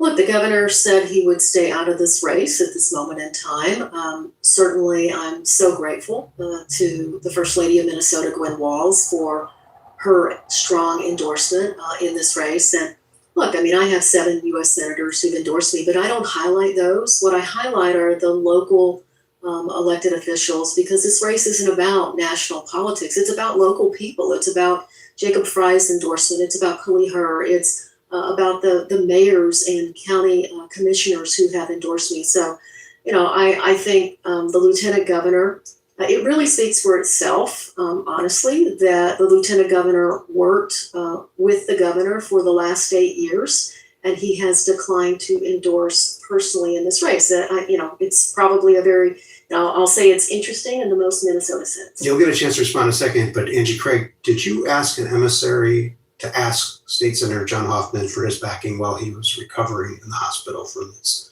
shooting in June 2025? I did not. I would never. And no one would ever ask Senator Hoffman for his support while he was recovering in the ICU. Look, my heart goes out to John and Yvette and Hope. I can't imagine what he and his family have gone through. But this is something that speaks directly to my personal integrity, that this comment at Peggy's rally and the individual that John Hoffman called a good friend is quoted in a Star Tribune article this morning saying David Wellstone. That did not happen. Yes, David Wellstone is the friend. Look, I don't know what Senator Hoffman went through when he was in the ICU, but what I can tell you is that I would never, ever do that. And nor would David Wellstone ever go to the ICU on anyone's behalf and talk about politics while John Hoffman lay there. That speaks to Dave's personal integrity as well. Peggy Flanagan, what do you want to say about what she said about you and your relationship with the governor or this latest endorsement issue? Well, I'd just say, I adore John Hoffman and Yvette and Hope, and I am so glad that they're alive. And that, this conversation is absolutely between Congresswoman Craig and the Hoffmans. I don't have much else to say about that. I'd say with regards to the governor again, he was clear early on that he would stay out. I'm actually not surprised that, Gwen Walz has endorsed Congresswoman Craig. They've been good friends. She gave me a heads up. That's fine. I get it. But I also think it's, telling that the folks who have endorsed in this race, Ilhan Omar, Betty McCollum, Senator Tina Smith, and Amy Klobuchar has indicated that she's going to, vote for the DFL ticket. That those are folks who also work very closely with Congresswoman Craig. I'm also incredibly proud to have the endorsement of the DFL party, of several senators, but also the majority of DFL elected officials serving in the legislature. And I'm proud of the campaign that we have built by going to every corner of the state. We've got incredible momentum, and I'm excited for August 11th. Very briefly. Yeah, so I would just note to your listeners that I have the support of almost every single elected leader across the state who is running in a competitive race. They believe that the vulnerabilities on fraud, as well as, frankly, the lieutenant governor's performance and as lieutenant governor on her actual required responsibilities, like the homelessness committee, like the Capitol Security Committee. Look, I don't know why, but over the course of 8 years, you didn't call 45% of the meetings that were required under state law. And I would ask you here today, if your office would make public how many days you've actually been in the lieutenant governor's office at the Capitol while you have been running for the U.S. Senate. I've made 99% of my votes. I would just say this. I am proud of the work that we did in a bipartisan way in the advisory committee on Capitol area security. Minnesota was an outlier for a very long time when it came to metal detectors at the state capitol. There were 33 states who had them previously. We made that recommendation. We got it across the finish line. There's been additional support for cameras, secure doors. And I would also just say this. The work and as the chair of the Interagency Council on Homelessness, veterans homelessness is down by 41%. We have done tremendous work. 100,000 folks have been able to secure homes or stay in their homes or purchase a new home. And the thing I am most proud of in that work is that we brought in individuals with lived experience who have experienced homelessness, who are advising our state agencies. It has revolutionized the way that we've done the Time work. is escaping us, and I do want to make sure to get to a big role of the U.S. Senate, and that's confirmation of Supreme Court and other judicial appointees. The Supreme Court has moved quite far to the conservative end and has upended a lot of laws that have been passed in the states and other areas. Should there be age limits or service limits on members of the Supreme Court? I think it's incredibly important that we reform the Supreme Court. I believe that ending Citizens United is foundational to ensuring that we continue to have a democracy. That means that we need to expand the court. I think we should look at term limits, but it should all be on the table. Supreme Court, Angie Craig. Look, I think we should have term limits. I think we should look at expanding the court. And look, I will go on the record today saying I will not vote for one judicial nominee that this Trump administration puts forth as a U.S. Senator. Citizens United and campaign finance reform is absolutely critical, and so is ending gerrymandering in our nation if we actually want to fix some of the systemic issues that our country has. I know that you guys are going to be at an agriculture-focused forum next week, so I left some of those to the Farm Fest folks. But I do want to ask about climate and wildfires. Fire crews that are currently battling the fires in the Boundary Waters Canoe area predict it'll be a lengthy fire season. How should federal lawmakers be confronting these intensifying conditions for fires here and elsewhere in recent years? Well, look, we just had a hearing on this last week in the House Ag Committee, and I took the chief to task over the fact that they have cut almost 15% of the Forest Service resources since they have been in office. They have literally failed to complete grant money that was due so that we could do burns to prevent wildfires in our country. And so, look, it's just devastating to me what's happening in the Boundary Waters, and the Trump administration has got to be held accountable for this, and they've got to be held accountable for many other things, and that's why I'm holding them accountable. I would say, we know that climate change is real. We are seeing it in real time here. I'm grateful to the National Guard and to the first responders who've been in the Boundary Waters trying to get these fires under control. This is a place where we need to be incredibly aggressive. We have moved backwards under the Trump administration, we need to focus on a clean energy economy. People are ready for that. And I think that, one of the reasons that we're in this position has been the fossil fuel industry. This is another place, Chevron has contributed to Congresswoman Craig. She voted 11 times to drill on public lands. We've got a clear difference in our positions here, and I believe we should fight climate change. Oh, she just burned her opponent, called her out on her drill baby drill, supporting her drill baby drill. We're going to get to closing statements in just a minute here, but just real quick, campaigns can get abrasive, as this one sure has. Only one of you will prevail on August 11th. Will you make a unity call and campaign for the winner if you don't prevail? Peggy Flanagan. Of course. I absolutely will support the Lieutenant Governor. We have an existential crisis in our nation with Trump and Republicans. And so I would be right by the Lieutenant Governor's side, asking my supporters to support her. The most important thing in this election is that we beat Republicans. That's what matters. All right. Before we got going, we flipped a coin to decide who could have a couple-minute closing first and who would go last. And Angie Craig, you'll go first. Well, I'll start where I ended just then. This is an existential moment in time. The only way we stop Donald Trump and Republicans is by winning elections. I am in the best position to win this statewide election. I'm so proud to have Gwen Walls' endorsement, and that was her message this morning. I go everywhere. I talk to everyone. In my own district, I outperformed the top of the ticket by 8 percentage points in my last election. I like Peggy. We have been friends over the years from a political perspective, but the Lieutenant Governor has a specific vulnerability on fraud that Amy Klobuchar and I, at the top of the DFL ticket in 2026, do not have. At the end of the day, no one is coming to save us.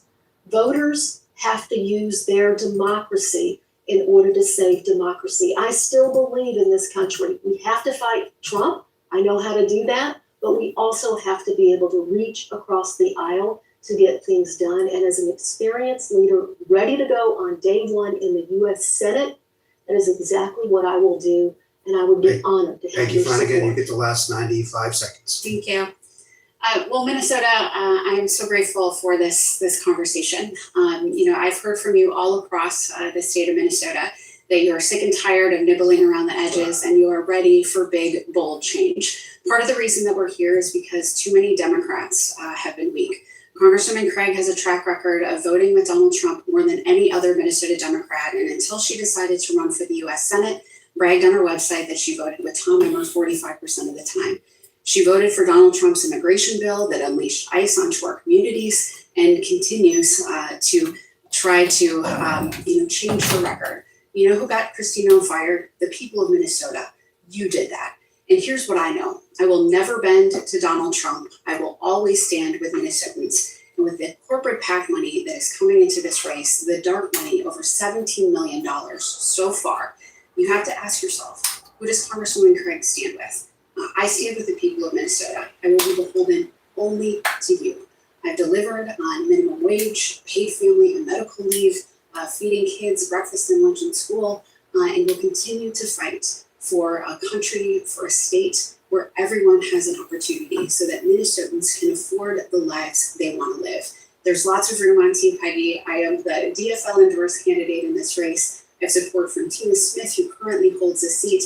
I'd be honored to earn your support on or before August 11th. Thank you so much. And that is all the time we have. And just as a reminder, August 11th, Eve. All right, so that's the end of that. And that's the end of this stream. I'm going to get my step on and hit the hay, guys. Get a good night's sleep. It's going to be another day tomorrow. All right, everybody. You guys all have a good Wednesday out there. Later, aloha kitty. Catch you guys all later. Let's see. Thanks for everyone that voted in the pool. Out of 645 votes, 67% of the people say that Donald Trump is the most corrupt, con man, fraudster president of all time. So there's another indicator of the blue wave tsunami that's coming through. It's coming in hot.